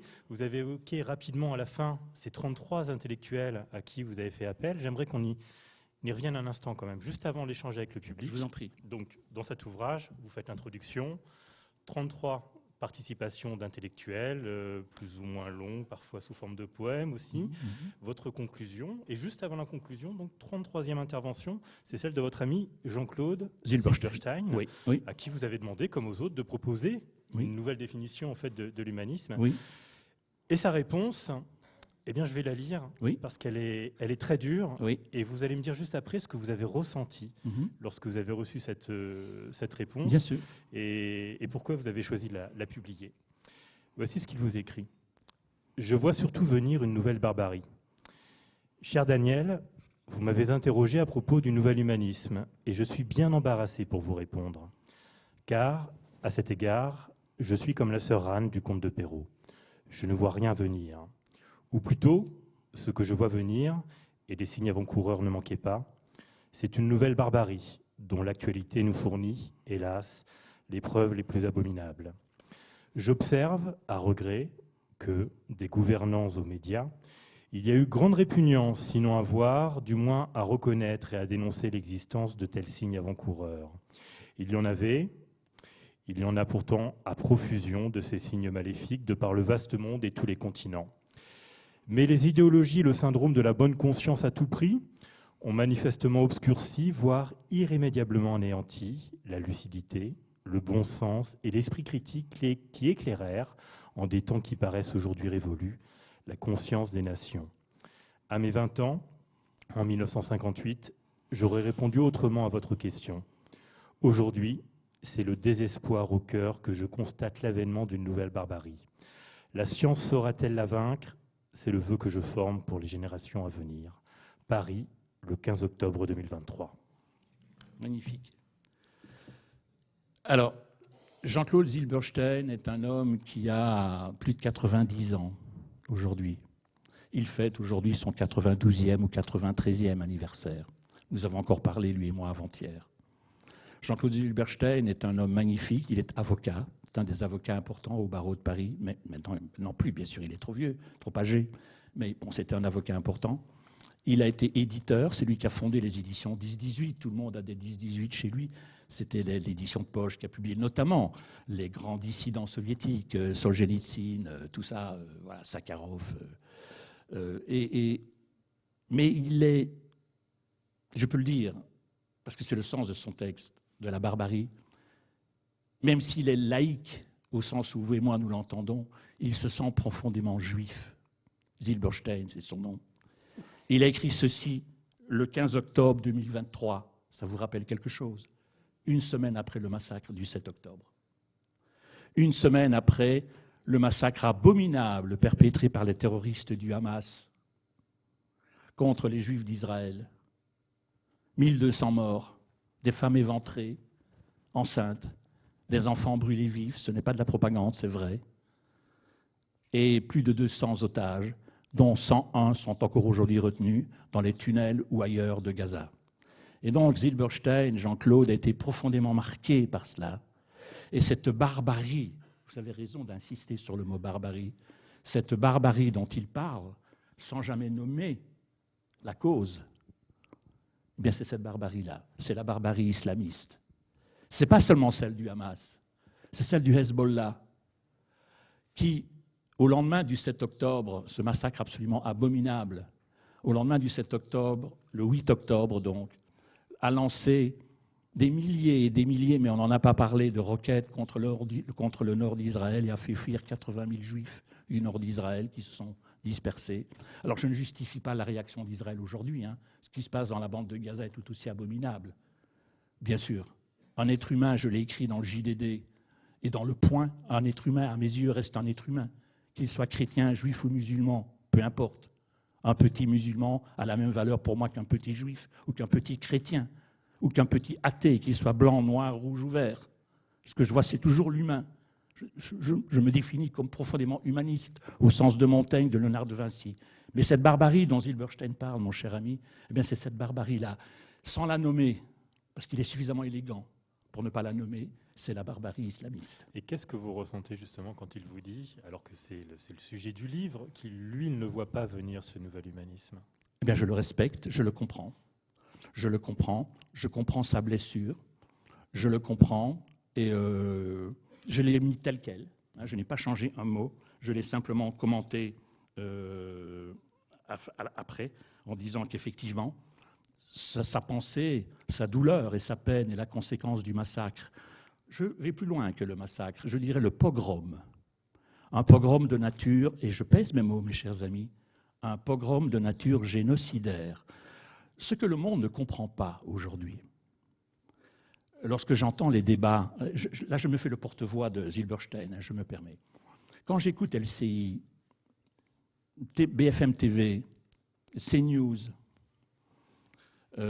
France 24, quand je les vois débattre sur le massacre du 7 octobre, il y a une chose que les débatteurs ne comprennent pas. Et je suis désolé de le dire. J'en ai parlé, si vous saviez, avec Jean-Claude Zilberstein, avec mon ami Arnaud Klarsfeld, qui est le fils de Serge Klarsfeld quand même, qui est un de ceux qui s'est battu pour capturer les nazis et les faire transférer à Jérusalem pour qu'ils aient un procès. Je pense notamment à Eichmann, le théoricien de la solution finale, de la Shoah, de l'Holocauste. J'en ai parlé avec mon très cher ami fraternel Marek Alter, avec des grandes consciences juives, je veux dire. Ce que nos commentateurs français ne comprennent pas quand ils entendent débattre, c'est le traumatisme. Le traumatisme, je pèse mes mots, vous avez pu remarquer que je fais attention aux mots que j'emploie, j'essaie d'être précis en tant que philosophe, c'est le traumatisme que représente pour la conscience juive. Et encore une fois, ça ne justifie rien de ce qui se passe aujourd'hui par rapport à Gaza. Je ne parle pas de ça. Je parle du traumatisme du 7 octobre, ce qu'elle représente pour la conscience juive. Pour la conscience juive, le massacre du 7 octobre, le pogrom génocidaire, est un holocauste, est une Shoah en miniature. Je veux dire par là que si les islamistes du Hamas avaient eu la puissance de l'Allemagne, d'Hitler, ils auraient fait pareil. pour le Hamas et pour le Hezbollah, ils ne veulent pas de l'existence d'Israël, et c'est ce que veut dire Zilberstein, ils ne veulent pas de l'existence d'Israël en tant qu'État, parce que c'est un État juif. Pour ces gens-là, être contre Israël ne suffit pas. Ils sont profondément antisémites.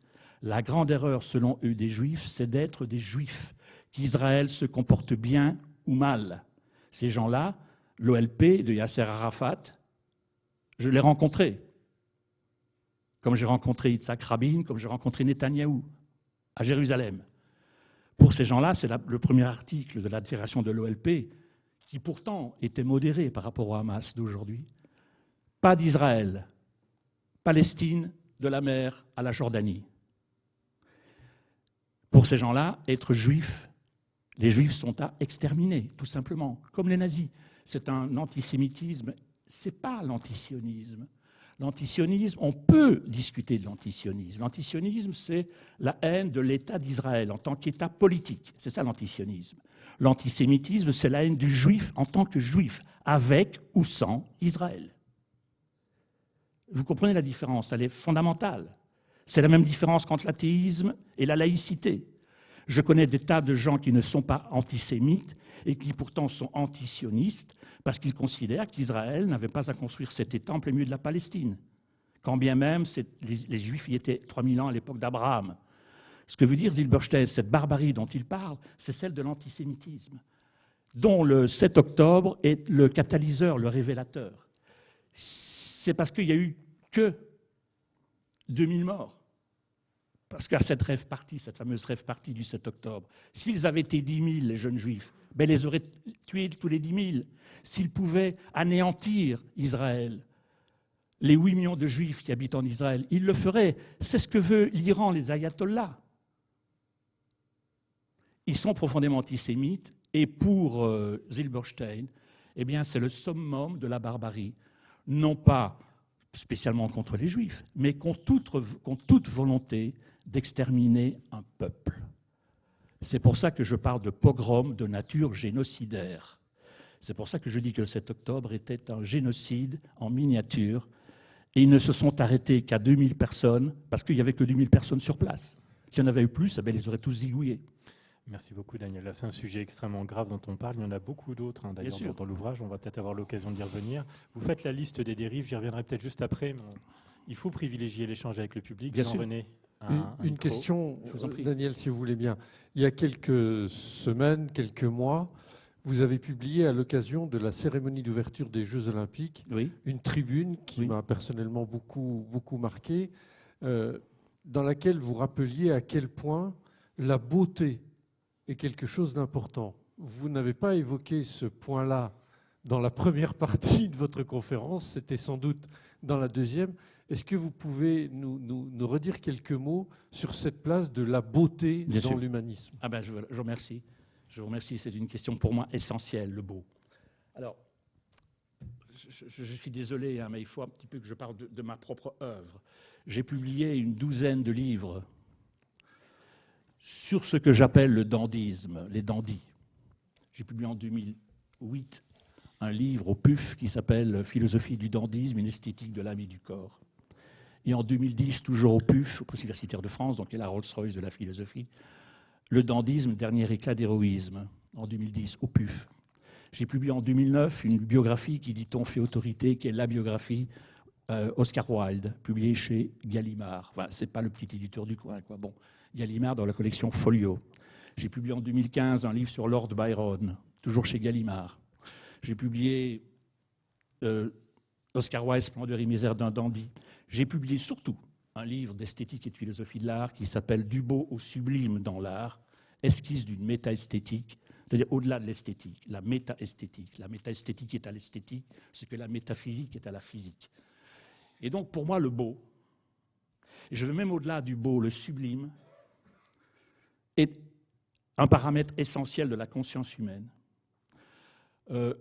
Pour moi, je l'ai dit d'ailleurs dans l'entretien sur RCF, j'ai un sens aigu de la transcendance. Je ne sais pas si je crois en Dieu ou pas. Je ne veux pas me prononcer, et ça me regarde moi et ma conscience. Mais j'ai un sens profond de la spiritualité et de la transcendance. Pour moi, si Dieu existe, je l'ai dit, il est dans une cantate de Bach, il est dans la chapelle Sixtine de Michel-Ange, il est dans un poème de Baudelaire, il est dans le Requiem de Mozart, il est dans des musiques polyphoniques, il est dans des chants grégoriens, il est dans la beauté d'un cheval, la beauté d'un animal, la beauté d'une femme, pas seulement physique, mais la beauté de l'âme, dont parle mon ami Robert Odecker. Pour moi, la beauté est un critère essentiel de la conscience humaine. Je déteste quand la beauté est galvaudée, quand la beauté devient vulgarité, qu'on prend pour beau ce qui en fait est vulgaire et profondément laid. Alors, lors de la cérémonie des Jeux Olympiques à Paris, puisque c'est à ça que vous faites allusion, j'ai considéré qu'il y avait des tableaux, puis c'est comme ça qu'on les appelait, d'une vulgarité sans nom. Et que sous prétexte de libération des mœurs, eh bien, on faisait n'importe quoi, des caricatures de ce qui est, par exemple, comme on dit aujourd'hui, le troisième genre, le transgenre, etc. Dieu sait si je suis pour la liberté des mœurs. Dieu sait si je suis quelqu'un de libéral et si je ne porte pas de jugement de valeur. Je peux porter des jugements esthétiques, mais pas des jugements moraux. Eh bien, j'ai considéré que cette cérémonie d'ouverture, à part quelques petits moments, était profondément laide et vulgaire. Profondément laide et vulgaire. Je trouve que, par exemple, Lady Gaga, ce piquante chanter Zizi Jeanmaire, c'était pas réussi. Je trouve que c'était moche.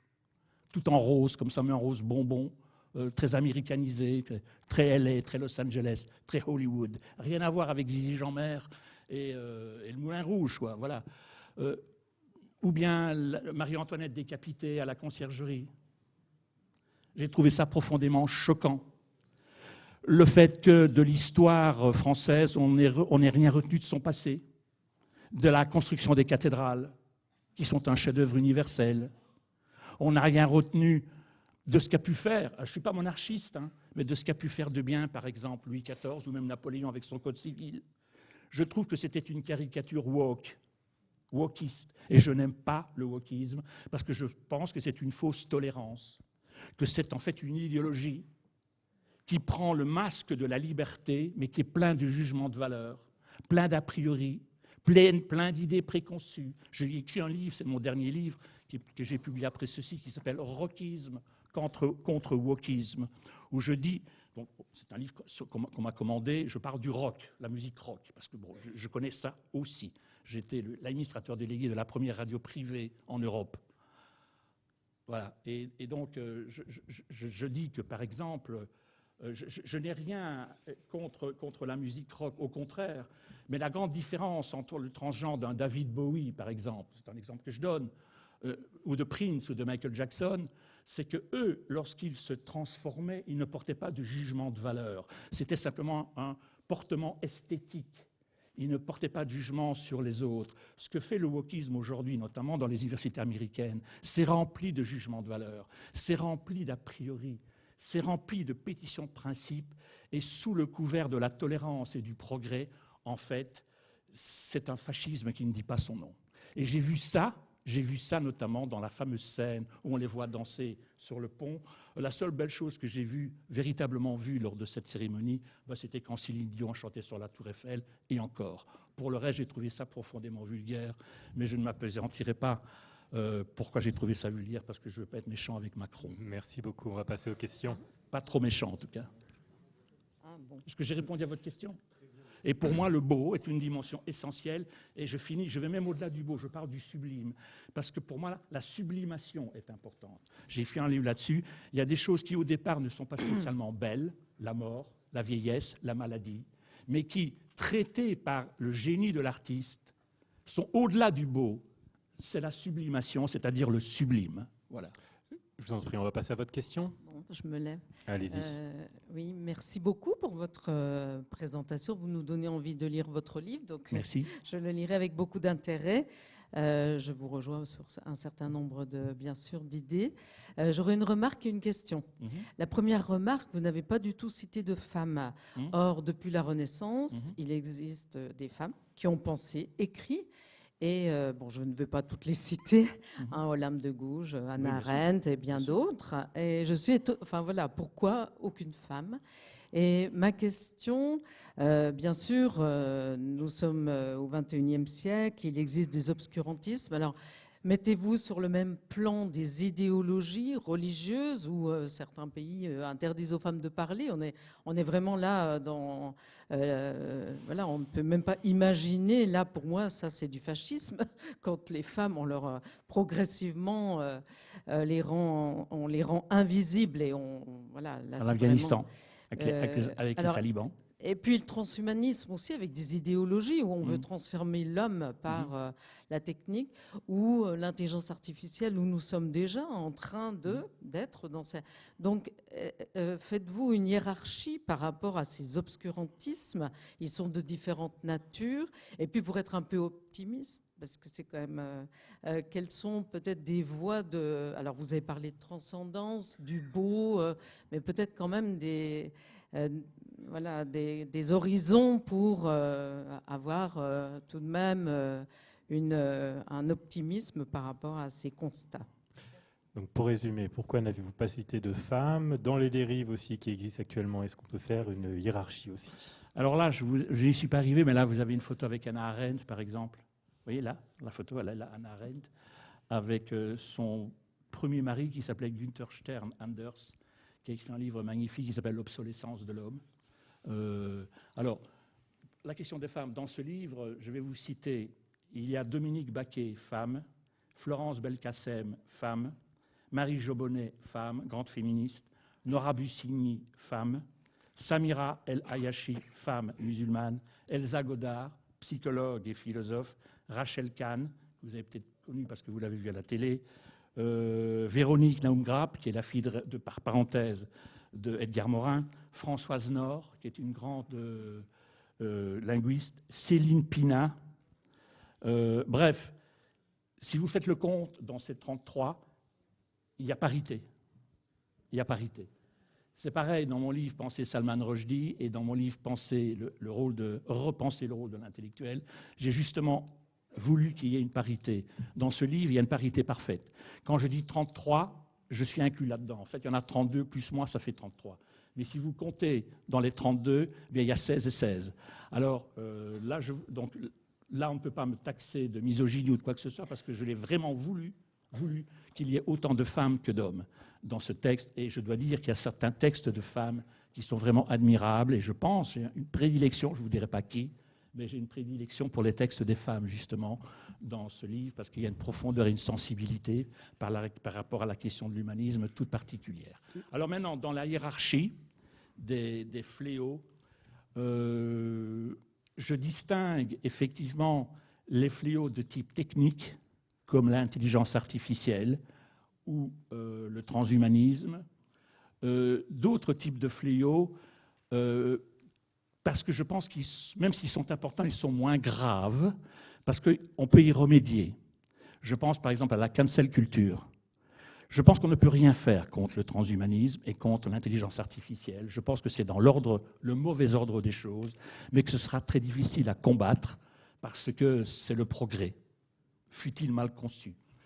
Et donc, pour moi, l'intelligence artificielle ou le transhumanisme, ou tout ce qui s'apparente aux technologies, est ce qu'il y a de plus dangereux, parce que là, c'est un fait contre lequel on pourra difficilement lutter.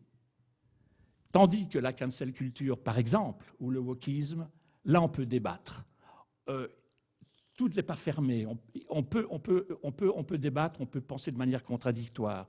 Je pense que le fléau de la cancel culture, par exemple, ou du wokisme, parce que là, nous sommes dans le domaine des idées, et que sur les idées, on peut discuter, on peut débattre.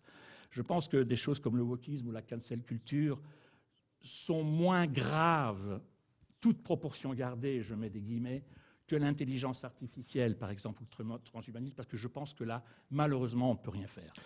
Ou la bombe atomique, quoi. Je pense que là, ce sont des faits objectifs. Je propose qu'on passe à une autre question. Merci beaucoup. Simplement, si vous avez la patience de lire ma conclusion, là, je propose un espoir et une nouvelle définition de l'humanisme avec un mot que j'ai inventé, un néologisme, pardonnez-moi, qui s'appelle le prismatisme, où j'envisage l'intelligence comme un prisme.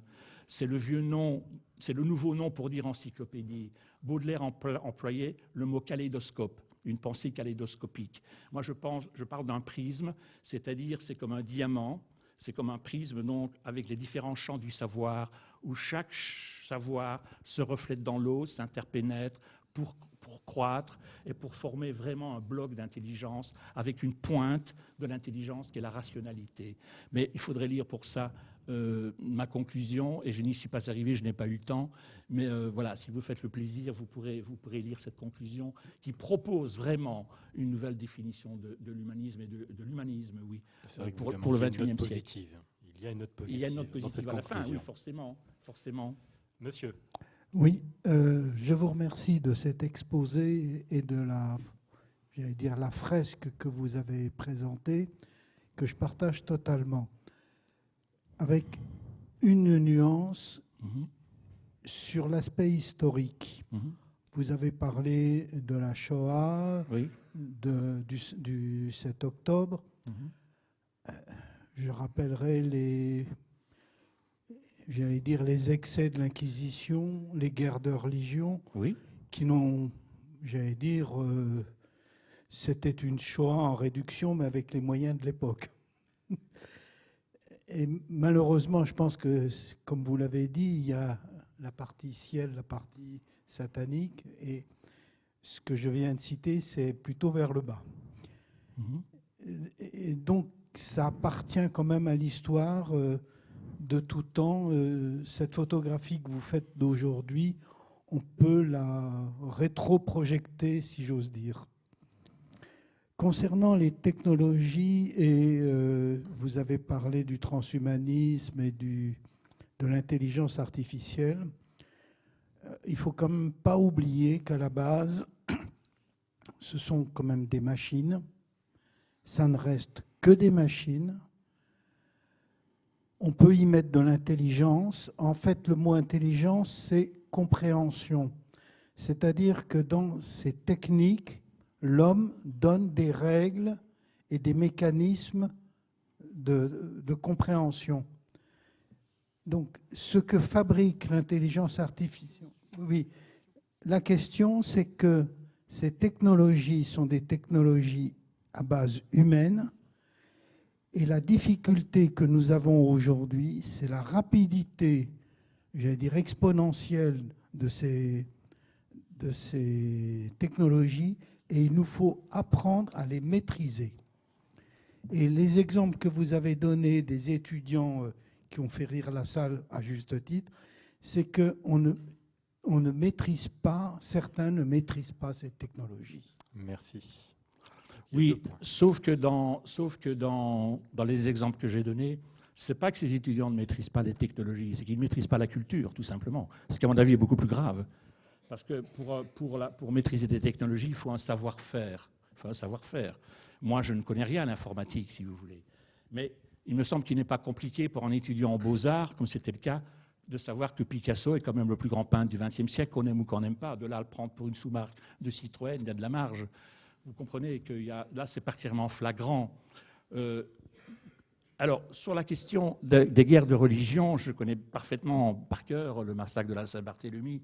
Je connais les guerres de religion entre protestants et catholiques. Je connais l'histoire des croisades entre musulmans et chrétiens. Je connais tout ça. Mais je ne suis pas d'accord avec vous. Je pense que la Shoah et l'Holocauste, ce n'est pas du même ordre. Là, ce n'est pas une guerre. Là, c'est un génocide. C'est-à-dire la volonté d'exterminer tout un peuple parce que ce peuple est juif. Et ça, c'est un crime unique dans l'histoire de l'inhumanité, pas dans l'histoire de l'humanité. Je mets un IN avant humanité. Et je pense que ce que voulait faire Hitler avec le Troisième Reich contre les Juifs, ça n'a rien à voir avec la guerre de religion. C'était une idéologie. C'était une politique, c'était une idéologie qui n'a rien à voir avec la religion. Hitler n'était pas spécialement chrétien, il était même plutôt, il n'en avait rien à faire. Il n'en avait rien à faire parce qu'il avait tout simplement divinisé l'homme, ce qu'il appelle l'arien, c'est-à-dire l'homme parfait, en prenant comme livre de chevet, par exemple, mais il n'y a rien compris, le Zarathustra de Nietzsche, l'Übermensch, le surhomme, si vous voulez. Dans le cas d'Hitler et du Troisième Reich, ce n'est pas une guerre de religion. c'est vraiment la volonté pure, objective et absolue d'anéantir un peuple. Les chrétiens, quand ils se sont battus contre les protestants, ou les protestants contre les chrétiens, ou les croisades, il n'y a quand même pas eu cette volonté d'anéantir tout un peuple, de A à Z, uniquement par sa nationalité. Vous comprenez ?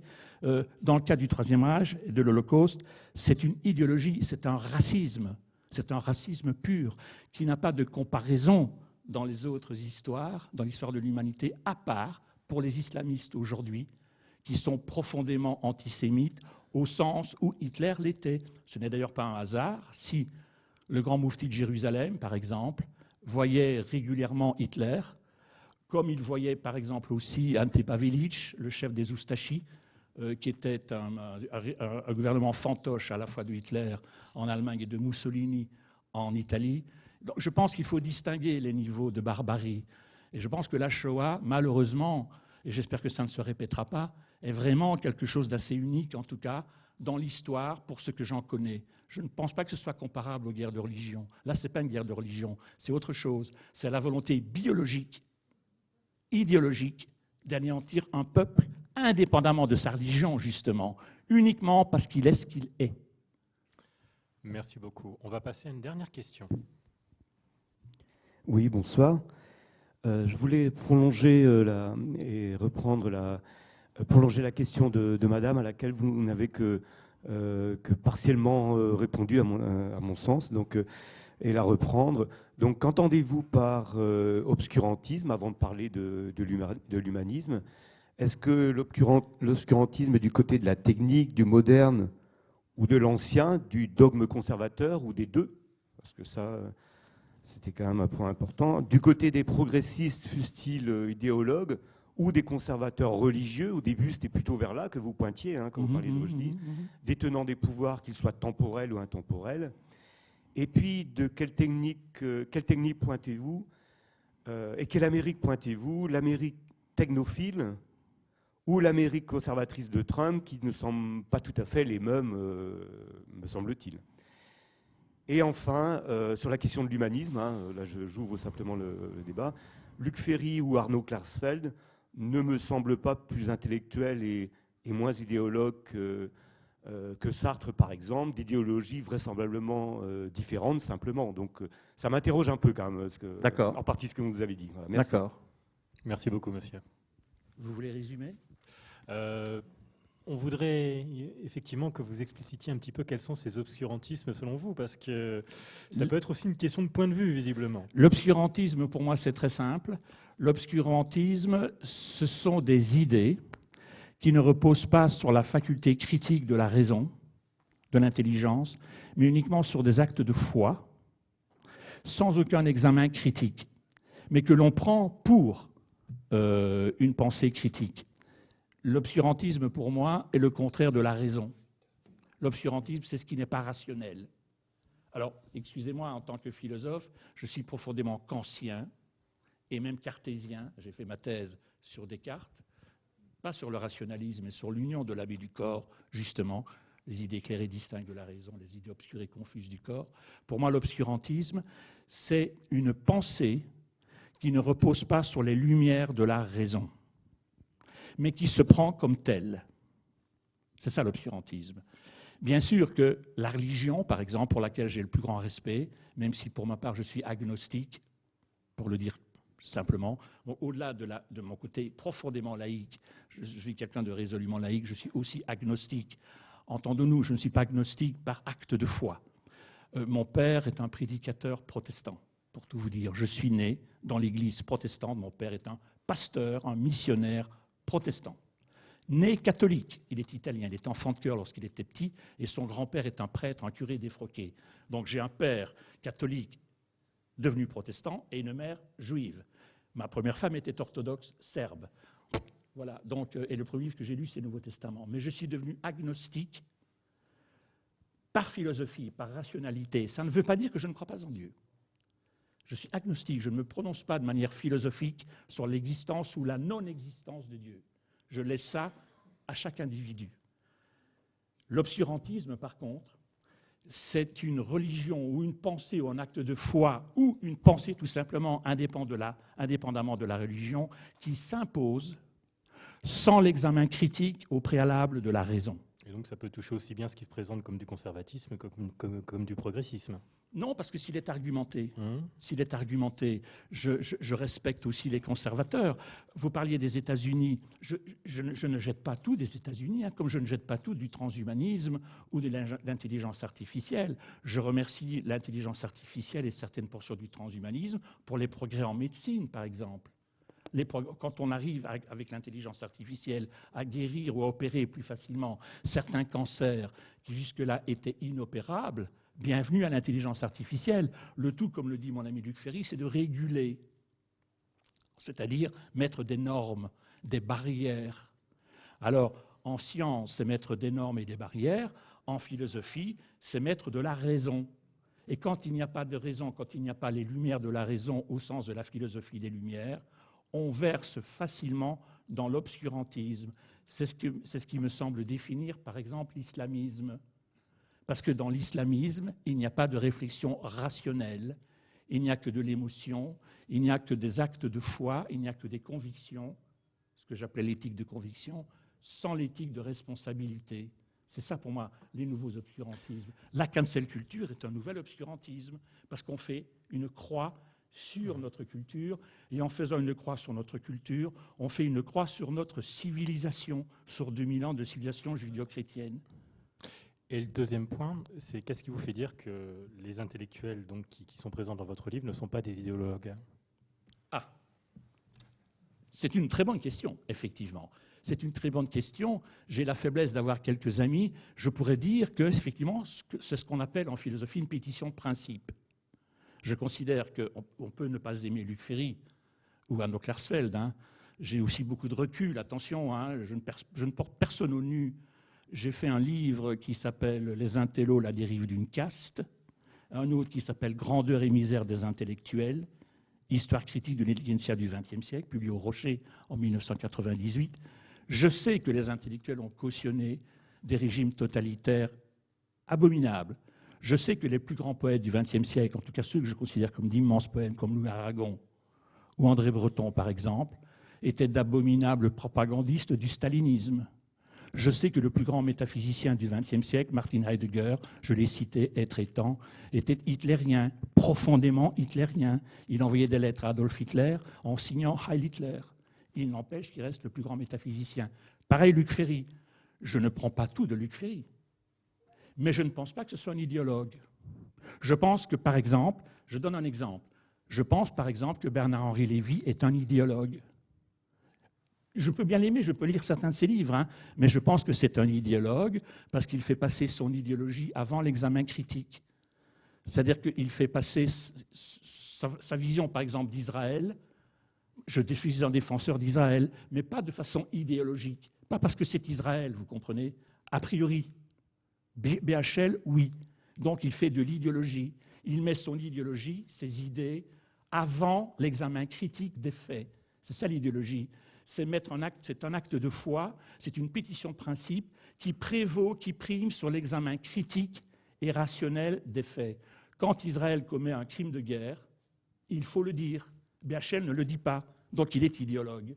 J'ai écrit une lettre, vous pouvez la lire dans le JDD, une lettre ouverte à Benjamin Netanyahou, Premier ministre d'Israël quand même, je l'ai publiée au lendemain du 7 octobre, elle est sur Internet. Le titre, c'est « Pitié pour les civils palestiniens innocents ».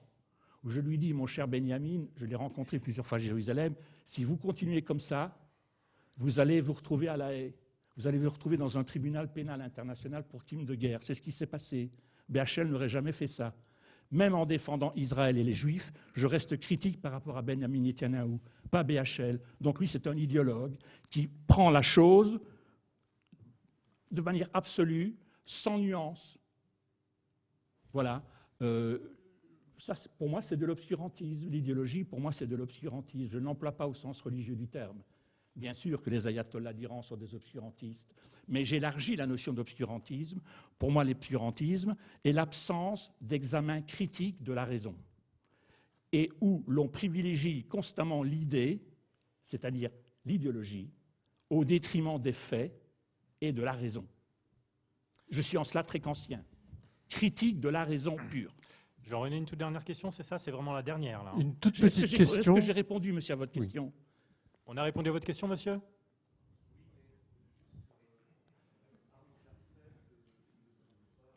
Non, attendez, vous prolongerez l'échange de temps. Arnaud Klarsfeld a écrit un texte. Non, mais Arnaud Klarsfeld a écrit un texte sur le massacre du 7 octobre en disant, pour aller très vite, en disant que les gens qui ont commis ce massacre du 7 octobre ne sont pas humains, c'est inhumain. Et en ce sens-là, c'est l'exact contraire de l'humanisme. Voilà, un humaniste accepte les diverses religions, les divers peuples, les diverses idées, pour autant qu'elles soient rationnelles et constructives et tolérantes, indépendamment de leur nationalité, indépendamment de leur religion. C'est ça que je veux dire. Toute petite question. Une question courte et une réponse courte. D'accord. L'imprévisibilité de la vie fait bien les choses.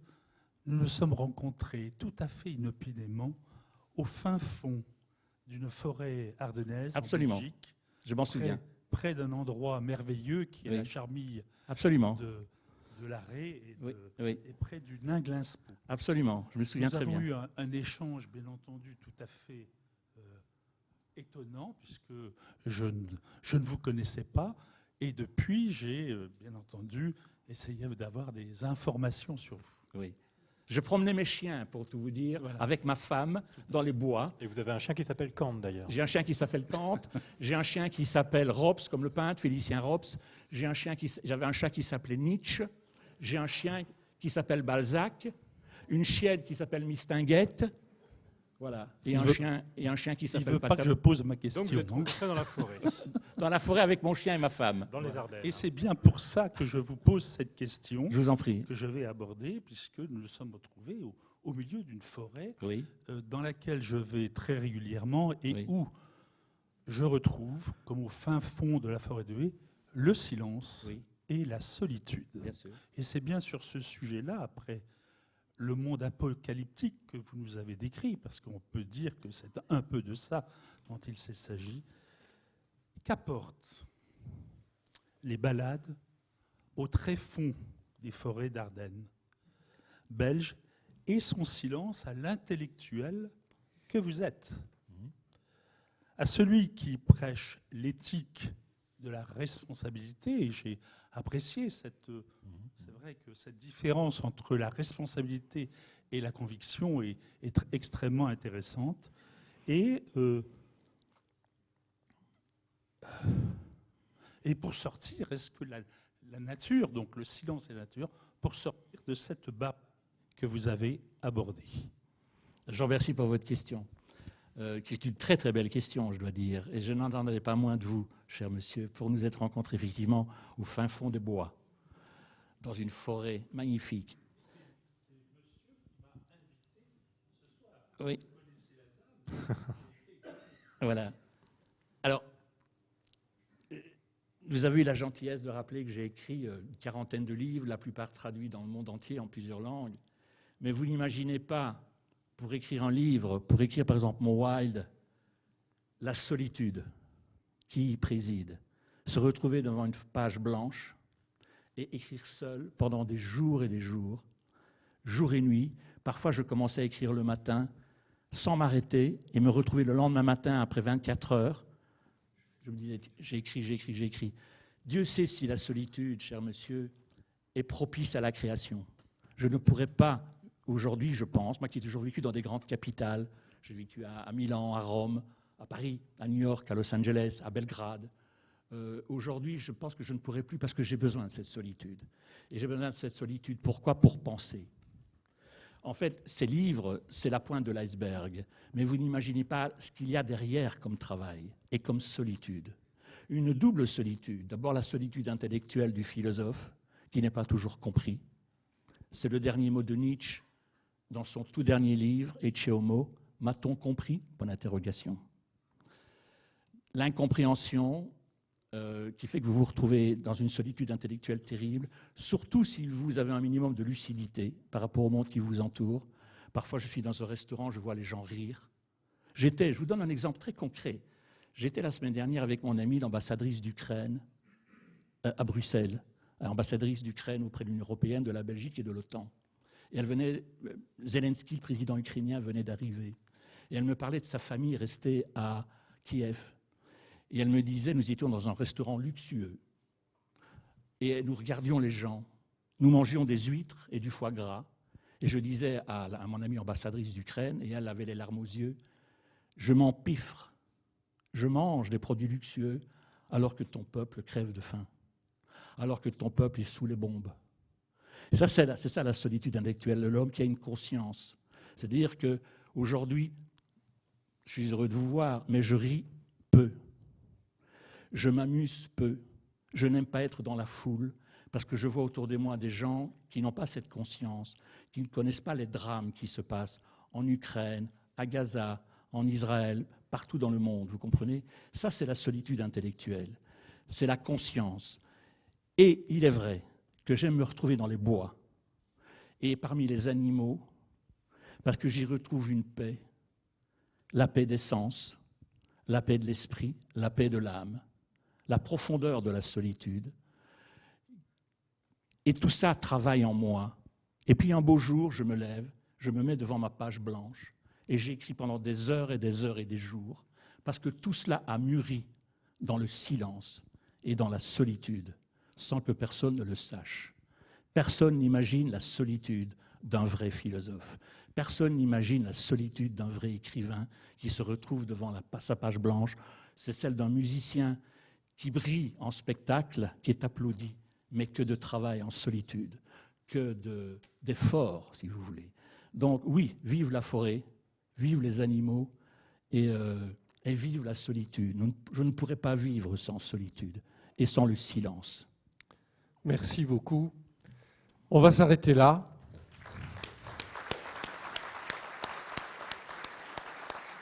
Merci beaucoup, Daniel, d'être venu jusqu'à nous, malgré et avec la SNCF. Ce n'est pas la première fois que ça nous arrive. Jeudi 5 décembre,